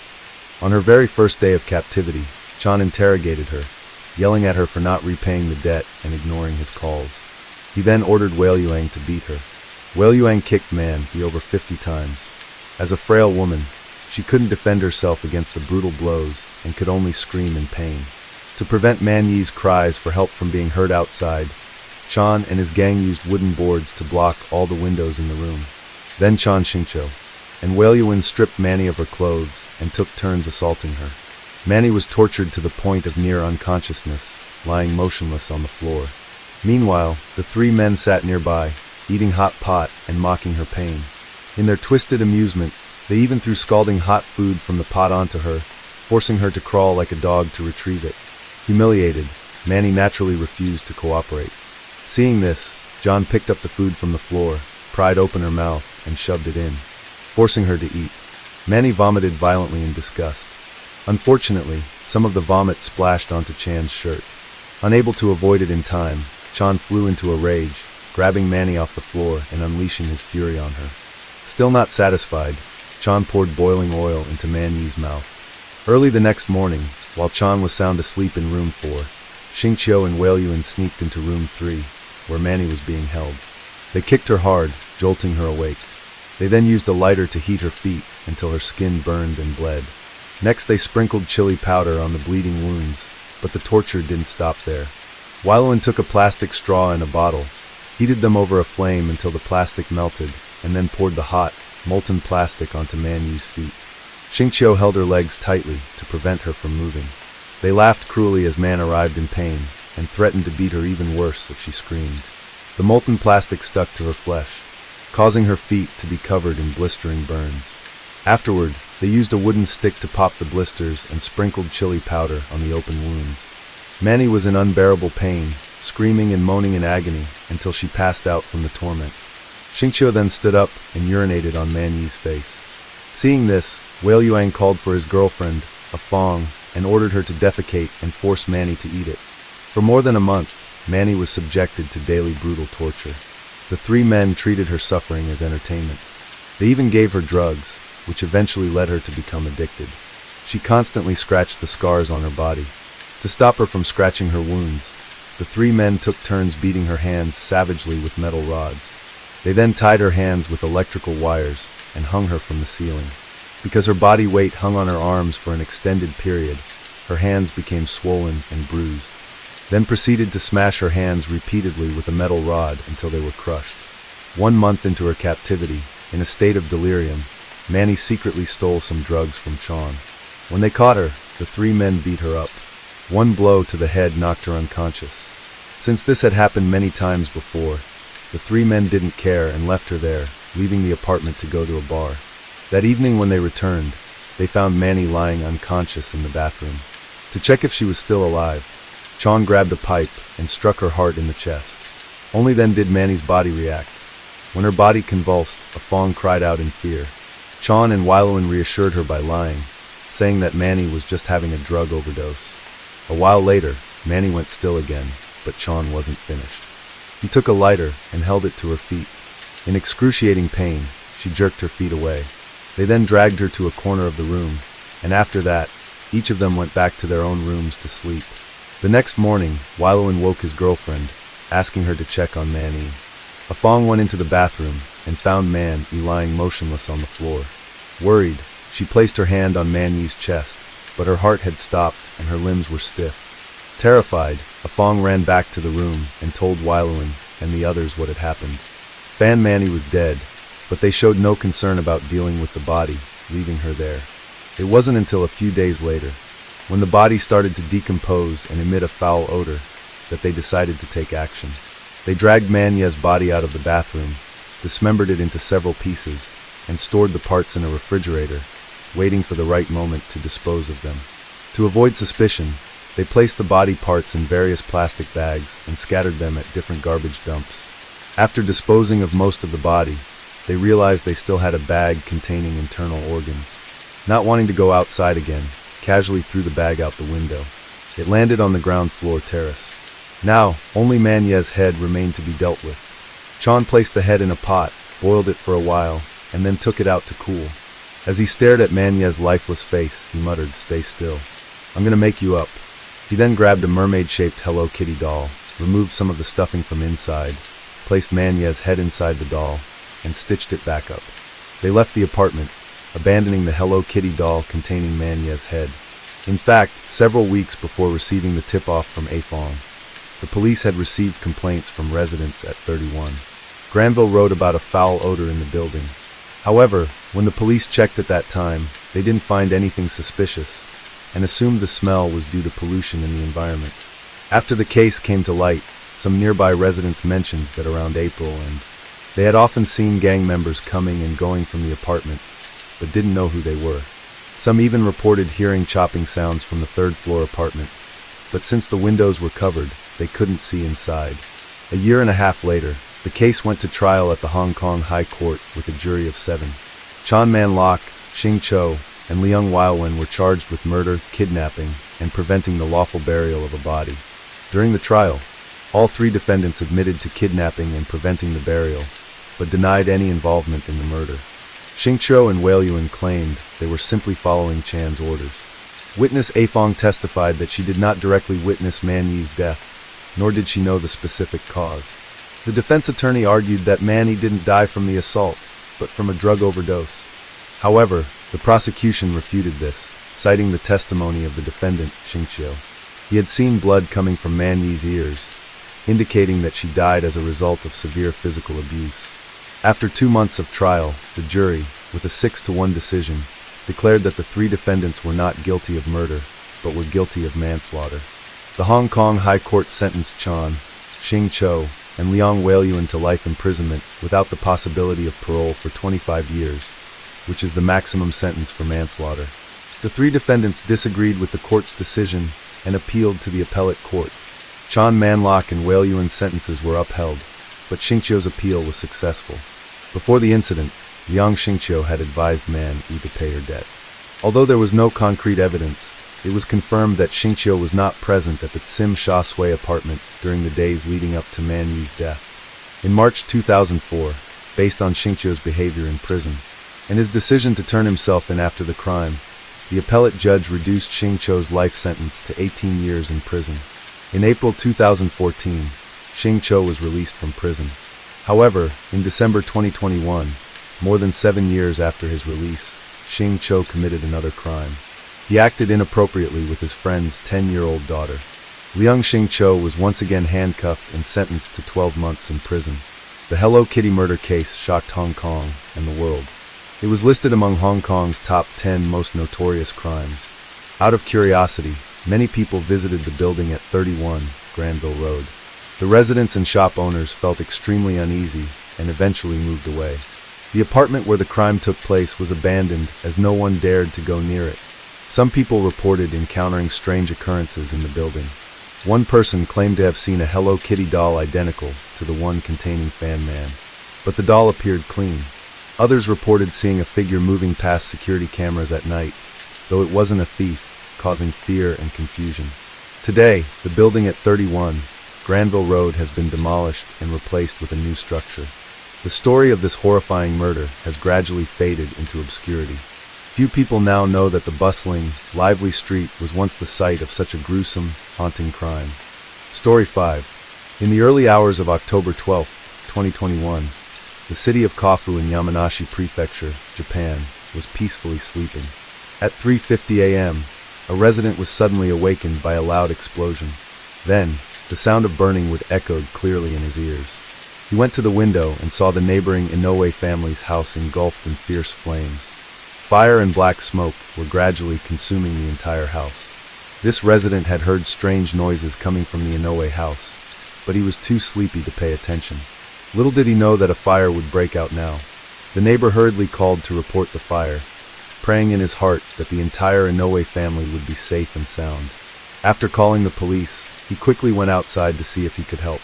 By this time, other neighbors had also discovered the situation, but the fire was already too large, so everyone was helpless and could only wait for the firefighters to arrive. Surprisingly, police cars arrived at the scene before the fire trucks. With them were two girls who turned out to be the daughters of the Inoue family, whose house was on fire. The older sister was named Keiko Inoue, 17 years old, a 12th grade student. The younger sister was named Riko Inoue, 14 years old, in 9th grade. It turned out that a few minutes before the house caught fire, Keiko and Riko were sleeping on the second floor when they vaguely heard strange noises from downstairs. The younger sister Riko thought their parents were arguing and wanted to go down to intervene. When she went downstairs, the scene before her eyes terrified her to the extreme. She saw a strange man standing there holding a knife while her mother was lying motionless on the floor. Faced with this scene, Riko ran away immediately, but the man quickly caught the girl and raised his knife to strike her head forcefully. In this dangerous situation, Riko struggled fiercely, avoiding the knife and knocking it out of the man's hand. Then she ran upstairs at full speed. Strangely, the man did not chase after her. Riko returned to her bedroom on the second floor in panic, locked the door, and told her older sister Keiko about what had just happened downstairs. After hearing this, Keiko also felt very scared. But after thinking calmly, she realized that hiding in the room was useless at this point. Because her younger sister was injured, they needed to leave the house as soon as possible. It was now 3:45 a.m. The two sisters Keiko and Riko decided to act quickly. With extraordinary courage, they jumped from the second floor balcony onto the roof of adjacent carport, then carefully jumped to the ground. Fear overwhelmed them, making them forget to put on shoes, running barefoot on the quiet streets. Only when they had run a considerable distance and felt temporarily safe did the sisters dare to stop. With trembling hands, Keiko took out the phone she had brought from home and called the police. Her voice choked as she recounted that a burglar had broken into their house. Their parents might be in danger, and the perpetrator was still in the house. Although they had called the police, the two sisters still felt uneasy because Riko's head wound was bleeding. In the quiet night, they continued to run barefoot on the street. Later, they reached a 24-hour convenience store about 1,640 feet from their house and told the store clerk about what had just happened. After hearing this, the clerk hurriedly took out medical supplies to bandage Riko's wound. The two sisters were too scared to go home, so they stayed at the store waiting for the police to arrive. Not long after, through the glass of the convenience store, the two sisters fearfully saw a bright orange-red flame rising in the sky not far away. At this point, they still didn't know what was happening. It wasn't until the police arrived and took them back home that they realized the burning house was their own. The firefighters also arrived. While extinguishing the fire, the police began searching for witnesses and suspicious people around the area. A police officer discovered a suspicious man nearby, but when he was about to approach and question him, the man ran away. Around 7 a.m., when it was light outside, the fire was finally extinguished. Because it was a wooden house and the fire was so large, almost the entire house was completely burned down, with only some of the first floor frames left standing, and about to collapse. Even the first floor of the neighboring house was affected. Afterward, the police cordoned off the scene. After the fire was extinguished, the scene of the fire appeared like a tragic battlefield. The destructive power of the fire, along with the large amount of water used to extinguish it, had destroyed many important pieces of evidence. However, through careful searching, investigators discovered several gas canisters at the scene, a clear sign that this was a deliberate arson. Among the blackened ruins, the police found 2 charred bodies. Notably, both victims were lying straight, with no signs of contortion. This discovery led to a hypothesis. It was very likely that these 2 victims had died before the fire occurred. Although their faces were difficult to recognize, they were likely to be Mr. and Mrs. Inoue. The forensic results later confirmed that they were Mr. Mariji Inoue and Mrs. Akiya Inoue, the owners of the house. The autopsy results showed that both victims had more than 10 deep stab wounds to their internal organs, and the cause of death was excessive blood loss. The younger daughter Riko was also injured, with a dent in her skull and a 2-inch long wound from her forehead to the top of her head. The male victim was Mr. Mariji Inoue, 55 years old, an employee of a construction engineering company. He had a serious and calm personality and loved his 2 daughters very much. His serious face would break into a happy smile. The female victim was Mrs. Akiya Inoue, 50 years old, who worked as a nurse. She had been the head of the community committee. People around her felt she was enthusiastic and kind. She and her husband had been married for over 10 years, and their relationship was still as sweet as when they first married. She loved her 2 daughters as much as her husband did. When chatting with neighbors, she often said that she would try to work hard because her daughters were still young, and there would be many expenses in the future. The Inoue family was once the image of happiness and harmony in the eyes of their neighbors. Every weekend they would drive to travel together. Who could have imagined that, in just one night, fate could turn so cruelly? Mr. and Mrs. Inoue had passed away forever, leaving behind 2 orphaned daughters. Even the beloved cat on the first floor did not escape the clutches of fate. The pain of losing their loved ones so suddenly and violently plunged Keiko and Riko into deep sorrow. This peaceful area had never witnessed such a brutal crime. Faced with this tragedy, the police force quickly launched an investigation determined to bring the perpetrator to light, restore justice for the Inoue family, and alleviate the fear that was enveloping the community. Although when reporting to the police, Keiko had said that a burglar had broken into the house based on the fire situation, the police believed that the perpetrator might have planned in advance, deliberately setting the fire to destroy evidence. They began to investigate the social relationships of the Inoue couple. Surprisingly, just 9 hours after the incident occurred, at 7 p.m. on the same day, the police received a confession call. The man on the other end of the line, crying, said, "I killed someone." After receiving the report, the police asked him to stay where he was, not to move, then quickly set out to the location where he was, which was a patrol police station about 18.6 miles from the victim's house. It turned out that this man intended to go there to turn himself in, but found that there were no police on duty, so he called the police station. The police quickly arrived at the scene. The man had driven there himself, and there was nothing notable in the car. On his face were clear marks from the incident, obvious burns, and the little finger on his right hand appeared to be broken. He seemed very emotionally unstable and moved stiffly. When the police asked about the specific situation, he stammered and couldn't speak clearly. The interrogation lasted until 2 a.m. the next day before yielding results. From the fragmented confessions, a horrifying picture gradually emerged. Afterward, the police arrested the man on charges of premeditated murder. He was quickly taken for treatment to prepare for the next steps of the investigation and trial process. 1 day later, after completing treatment, at 2 p.m., this man was taken away by the police. At the same time, The media also reported on this incident. According to the information, the suspect was 19 years old, a high school student. According to law at that time, 20 years old was considered an adult, so he was still considered a minor. When facing the public, the police had to cover his face. The windows of the police car were also covered with black curtains to prevent others from photographing his face. Moreover, in media reports, all personal information that could identify the suspect, such as his, was not allowed to be disclosed. In the Kofu arson case, because the suspect's personal information was not disclosed, in just a few short days, public curiosity quickly reached its peak. All kinds of rumors spread wildly on the internet. Regarding the suspect's real name, some said his surname was Okamoto, others said it was Yoshida, some said he had blonde hair, a fierce face, and looked very scary. In the rumors, the surname Miura was also mentioned many times. There were many vineyard managers with the surname Miura. Therefore, their reputation was also negatively affected, leading to a decrease in the vineyard's revenue. In a short time, social media was flooded with photos of suspected perpetrators, causing a wave of suspicion and seriously affecting the lives of many innocent people. A rumor spread on the internet that was even harder for the public to accept, claiming that the suspect was a schoolmate of Keiko. The high school they were attending was Yamanashi Prefectural Central High School, a boarding school with half of its students working part-time while studying. As rumors spread, the atmosphere in the school became tense. Students began to speculate about the identity of the suspect.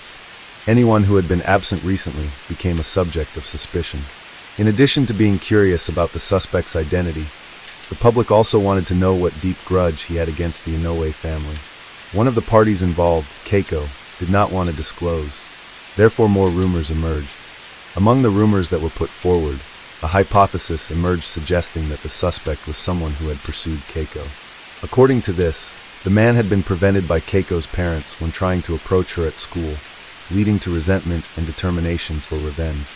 Another stream of public opinion made more serious accusations about Keiko, claiming that she had a promiscuous lifestyle and maintained multiple ambiguous relationships. They speculated that the suspect, one of Keiko's pursuers upon learning the truth, felt he had misplaced his affections, thus leading to frenzied revenge. Some even suspected that Keiko was involved in this case because she was not injured. There were even extreme opinions suspecting Keiko of being an accomplice in the case based on the fact that she was not injured. However, the truth about Keiko was completely opposite to these malicious rumors. From a young age, Keiko had been famous for her pure beauty with beautiful big round eyes, a renowned beauty in Kofu City. In addition, she could play the piano and paint, like a main character in a shoujo manga. At school, Keiko had a gentle personality and was polite to everyone. Although she initially had difficulty in communication, with continuous efforts, Keiko gradually became more confident and lively, getting along better with her classmates. Keiko also actively participated in extracurricular activities. She was an energetic member of the baseball club and the drama club, where she showed her passion for script writing. With excellent academic achievements and a high sense of responsibility, Keiko quickly became an important member of the student council. She became an ideal role model and inspiration for many classmates. Although admired and pursued by many people, she always declined. When tragedy struck her family, Keiko suddenly became the focus of unwanted attention. The pain of losing both parents was enough to make her ache, but the wave of concern and comments from the public made her feel suffocated. Social media was flooded with opinions about her, even from complete strangers. The pressure of public opinion weighed heavily on Keiko's shoulders, making her unable to concentrate on her studies, severely disrupting her life. Just 9 days after the tragedy, when the police investigation was still in a sensitive, a newspaper published information about the suspect, disregarding regulations protecting minors. This action not only sparked controversy about journalistic ethics, but also showed signs of violating the law. Notably, this was not the first time this newspaper had crossed the boundaries of professional ethics. In the past, they had repeatedly disclosed information about juvenile offenders, despite legal regulations. However, they still insisted that considering the fact that this crime was premeditated and had very serious consequences, they decided to report it this way. Just a few months before the incident occurred, the Japanese parliament had passed a bill lowering the age of adulthood from 20 to 18. Along with that, the juvenile law was also amended, creating the concept of special minors for those aged 18 to 19 with stricter penalties. The press is allowed to disclose the identity and image of the subject. However, the newspaper's action was still considered to be beyond legal limits for two main reasons. First, at that time, the investigation was still ongoing, and there had been no official indictment decision. Second, these new regulations would only take effect from the following year. Therefore, this newspaper was publicly criticized by many Japanese bar associations. However, thanks to this article, more details about the case were revealed. The suspect's name was Yuki Endo, 19 years old, a high school student, a schoolmate of Keiko, and he was also a member of the student council. After getting to know Keiko, he actively created many opportunities to interact and was very attentive to her every action. 12 days before the incident occurred, at 1 p.m., Yuki had blocked Keiko at the bicycle parking lot and confessed his feelings to her. To express his affection, he gave her a Tiffany necklace. But Keiko gently declined, explaining that they didn't really know each other yet, and she didn't want to enter a relationship with someone she wasn't truly familiar with. However, Keiko's rejection did not make Yuki give up. A few days later, one day after school, he secretly followed Keiko home, and thus learned her home address. In the following days, he continued to harass Keiko, inviting her to dinner and sending some luxury items to her home without permission. Because of being harassed to the point where she had no other choice, Keiko reluctantly agreed to have dinner with him. But in Yuki's eyes, this was a sign that Keiko had accepted his feelings. Therefore, that night he was very proactive. However, this dinner only made Keiko feel more that they were not compatible and could not date. The next day, Keiko sent a message to Yuki, once again, clearly stating that she would not date him. After that, she blocked contact with him. Yuki became furiously angry when rejected again, and finally went down the path of crime. When the media reported, people learned about the cause and course of events. Situations like this are not uncommon in the school environment, so the case attracted special attention from public opinion. At the same time, through Yuki's confession, the police also gradually clarified the course of events. For days before the incident occurred on October 8th, Yuki had discovered that the message he sent to Keiko was still unread. At this point, he understood that he had been rejected once again and felt extremely angry. The last time he was rejected when confessing his love, he had been mocked by those around him, saying that he didn't know his own limits. Being rejected multiple times made him unable to bear it anymore. In his anger, a crazy idea was born in his mind. He began to harbor a plan to kidnap Keiko, take her to a remote, deserted place.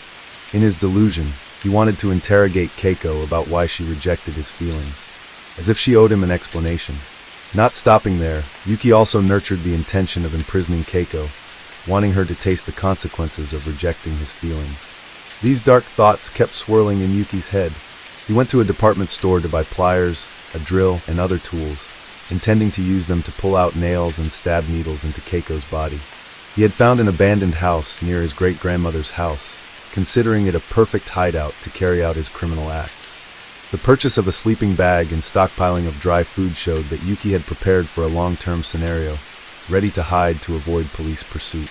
After preparations were complete, he began to closely monitor Keiko's every move at school, waiting for an opportunity to act. One day, Yuki discovered Keiko being intimate and walking very close to another male student looking like a couple. Seeing this scene, the flames of jealousy and anger burned away Yuki's reason. He immediately abandoned the kidnapping plan and decided to use a more cruel method to leave Keiko with an unforgettable memory for life. However, the male friend who had a close relationship with Keiko was actually a female student, dressed in somewhat masculine clothing. After deciding on the new plan, Yuki went to buy several different types of knives, a 7-inch cleaver and a fruit-paring knife. He also went online to watch videos on how to explode gas canisters and break windows without making noise. In the following days, he successively prepared window-breaking tools, 3 lighters, and 9 gas canisters. On October 7th, Yuki didn't go to school, which made his classmates feel very strange because he had never been absent before. Some speculated that the failed confession had affected him. However, no one could have imagined what horrific events would unfold the next day. In the early hours of October 12th, Yuki drove with all the tools to Keiko's house, intending to end the life of the girl he liked, and her family with his own hands. At 3:20 a.m., he arrived in front of Keiko's house. He paced back and forth outside the house, hesitating for 10 minutes, finally determined to act. He taped up a window on the ground floor, then broke the glass to break in. During this process, he did not make much noise. Then, Yuki sneaked into the bedroom on the first floor where Keiko's parents were sleeping. When the couple heard the noise, they drowsily woke up to see what was happening. But taking advantage of their not being fully awake, Yuki stabbed Mr. Morigi. The victim both resisted and called for his wife, but the attacker did not stop. When Mrs. Aki woke up, the scene before her eyes terrified her. She didn't have time to think much, but instinctively ran out of the room. At this point, Yuki had drawn another knife, chasing after her while swinging both knives in his hands. Eventually, Mrs. Aki could not escape the clutches of the killer. She reflexively raised her hands to block the attack, but it was all in vain. Soon after, she also collapsed on the floor. At this point, Yuki discovered Riko coming downstairs. He wounded Riko but didn't chase after her anymore. Instead, he lit the oil in the lighter, igniting the gas canisters, intending to burn the whole house in a sea of flames. But he himself was also injured in the process. After finishing these actions, Yuki left the scene. But he didn't run away. Instead, standing outside with the neighbors who had discovered the situation, watching the flames rise. During this time, a police officer suddenly approached to question him, causing him to panic and flee, driving to an empty house 18.6 miles, 30 kilometers away, where he had initially planned to kidnap Keiko. By evening, feeling desperate about everything, he decided to turn himself in. On the day of the incident, Keiko was supposed to represent high school students in giving a speech at a youth education seminar. Her parents were proud and expected her to have a bright future. But this fire had completely destroyed that speech while also destroying a happy family. During the police interrogation, Keiko kept blaming herself. She said that she should have been the target of revenge. Why wasn't she targeted? It was because of her that her innocent parents and sister were implicated. Yet she was the only one unharmed. In March 2022, the Kofu City Prosecutor's Office indicted Yuki Endo. He was charged with premeditated murder and arson. At this time, the revised juvenile law had also officially taken effect. Media outlets rushed to report on this case. Much information related to the suspect was brought to light. According to the information, Yuki Endo's birth name was Yuki Watanabe, then 19 years old, living with his parents in Chua City near Kofu City. He had an introverted personality, often hiding and not daring to come out when guests visited the house. When he was in 2nd or 3rd grade of elementary school, Yuki's father was arrested for stealing 2 water heaters from a water supply company. Unexpectedly, this news quickly spread in the elementary school. His classmates hated him, didn't want to play with him, and even bullied him. After that, Yuki became very afraid of going to school. This incident also became a deep wound in his heart. His classmates gradually forgot about that shameful incident, but Yuki's family experienced major upheavals. His parents often argued in front of him, even physically fighting, throwing objects at each other, sometimes even using knives to fight. When he was in 5th grade, another incident occurred. A close friend suspected Yuki of stealing his game card. Even after searching Yuki's entire house, they couldn't find it. He repeatedly assured his mother that he didn't steal. His mother in her heart also didn't believe her son would do something like his father. She thought this was because the friend's parents didn't want their child to play with Yuki, so they deliberately framed him. Later, when Yuki was 12 years old, his mother had him transfer schools. But the parents of that friend had told others about this incident, angrily saying that this child would be spoiled by his mother's indulgence. After transferring schools when he was in 6th grade, Yuki became obsessed with the manga series Death Note. He even told those around him that just by writing someone's name down, you could eliminate troublesome people, and that feeling must be very interesting. He also wanted to do such things. That year, conflicts in Yuki's family became more serious, and finally his parents divorced. After that, his mother quickly remarried. When he was 13, he changed his surname from Watanabe to Endo. Not long after, this new family had a new member, and he had a younger sister. Yuki's stepfather was a wealthy man. As a result, his life became more affluent. Before he even graduated from elementary school, he had his own iPhone. He even brought an expensive golf club to school to show off, making many classmates feel envious. However, the relationship between Yuki and his stepfather was actually not good. Once, when he was playing by the river, he accidentally fell into the water. His stepfather stood beside watching him struggle, even laughing. After rescuing him, his stepfather said. From then on, Yuki became afraid of his stepfather. At 13, Yuki entered a junior high school in Kaffa City and joined the tennis club. In the summer of his first year of junior high, the school organized an outdoor activity in a forest. At that time, Yuki experienced rare moments of joy. Not long after that, he lost a tennis match. After being severely reprimanded by the coach, he decided to leave the tennis club. Due to the newborn sister, the family apartment became crowded.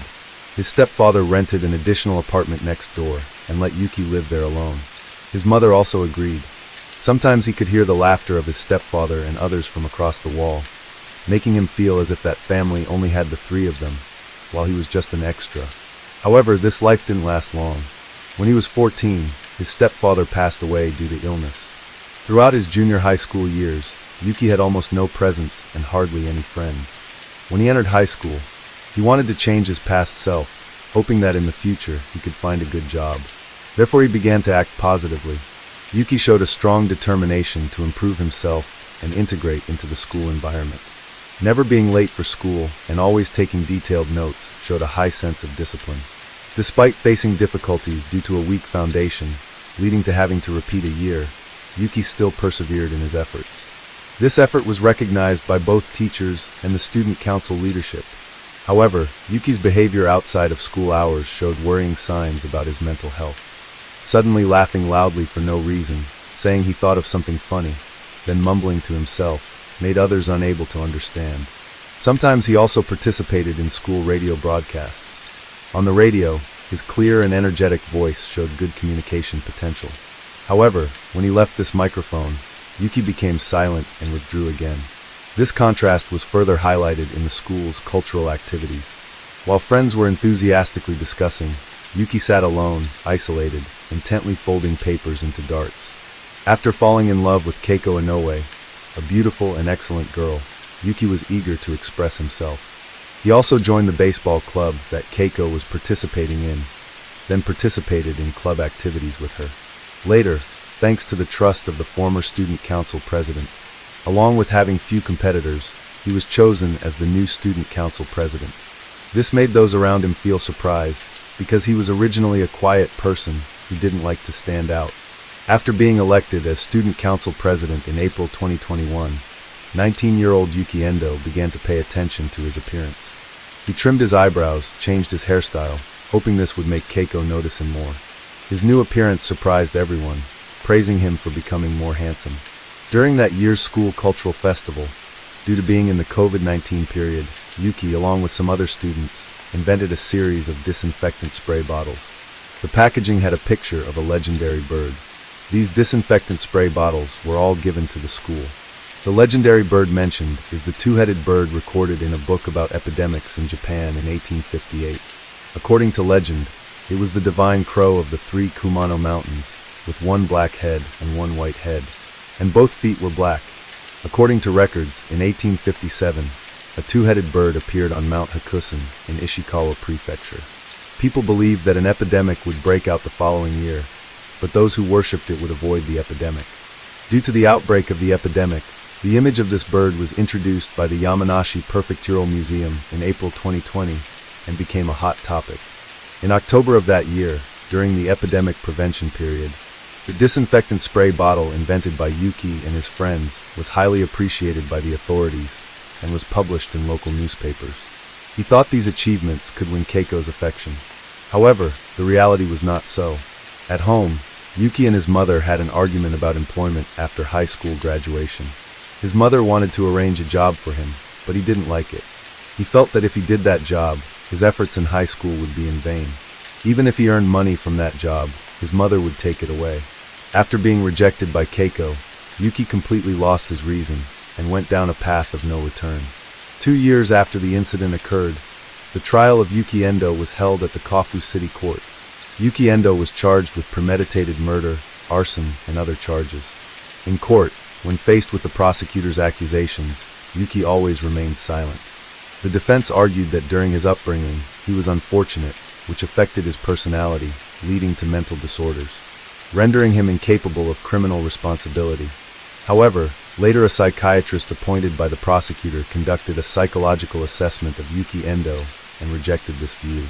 The case went through 21 court sessions and ended on January 18, 2024. This time, Yuki Endo was no longer silent. He admitted his crimes and showed remorse, but did not want to apologize to the victims. She always blamed herself for implicating her family. Regarding how the defendant, Yuki Endo, would be sentenced due to fear of retaliation and to protect her sister, Riko, she didn't say much. After the trial, the court announced the verdict. The defendant, Yuki Endo, was guilty of premeditated murder, arson and other charges, and was sentenced to death. After the trial, the defense disagreed with the verdict and appealed to the Tokyo High Court. However, just one day later, at Yuki Endo's own request, the lawyer withdrew the appeal. The media reported on Yuki Endo's death sentence. Only his mother was in extreme pain. This was the first time in Japanese judicial history that a special minor had been sentenced to death, so it attracted much attention. Everyone sympathized with the two sisters, Keiko and Riko, who lost their parents in just one night. They also lamented that the theft by Yuki Endo's father, when he was young, had left a lifelong shadow on him. Most of the public believed that the death sentence was deserved, as it was the best possible consolation for the victims. As the rain gently falls and the night grows deeper, thank you for joining me here at Mr. Night Scared. True crime stories remind us of life's mysteries and the importance of staying aware, even as we seek comfort in the quiet of the night. If you've enjoyed tonight's tale, don't forget to like, share, and subscribe. Let the rain carry you to a peaceful sleep, and until we meet again, stay safe, stay curious, and let the night watch over you.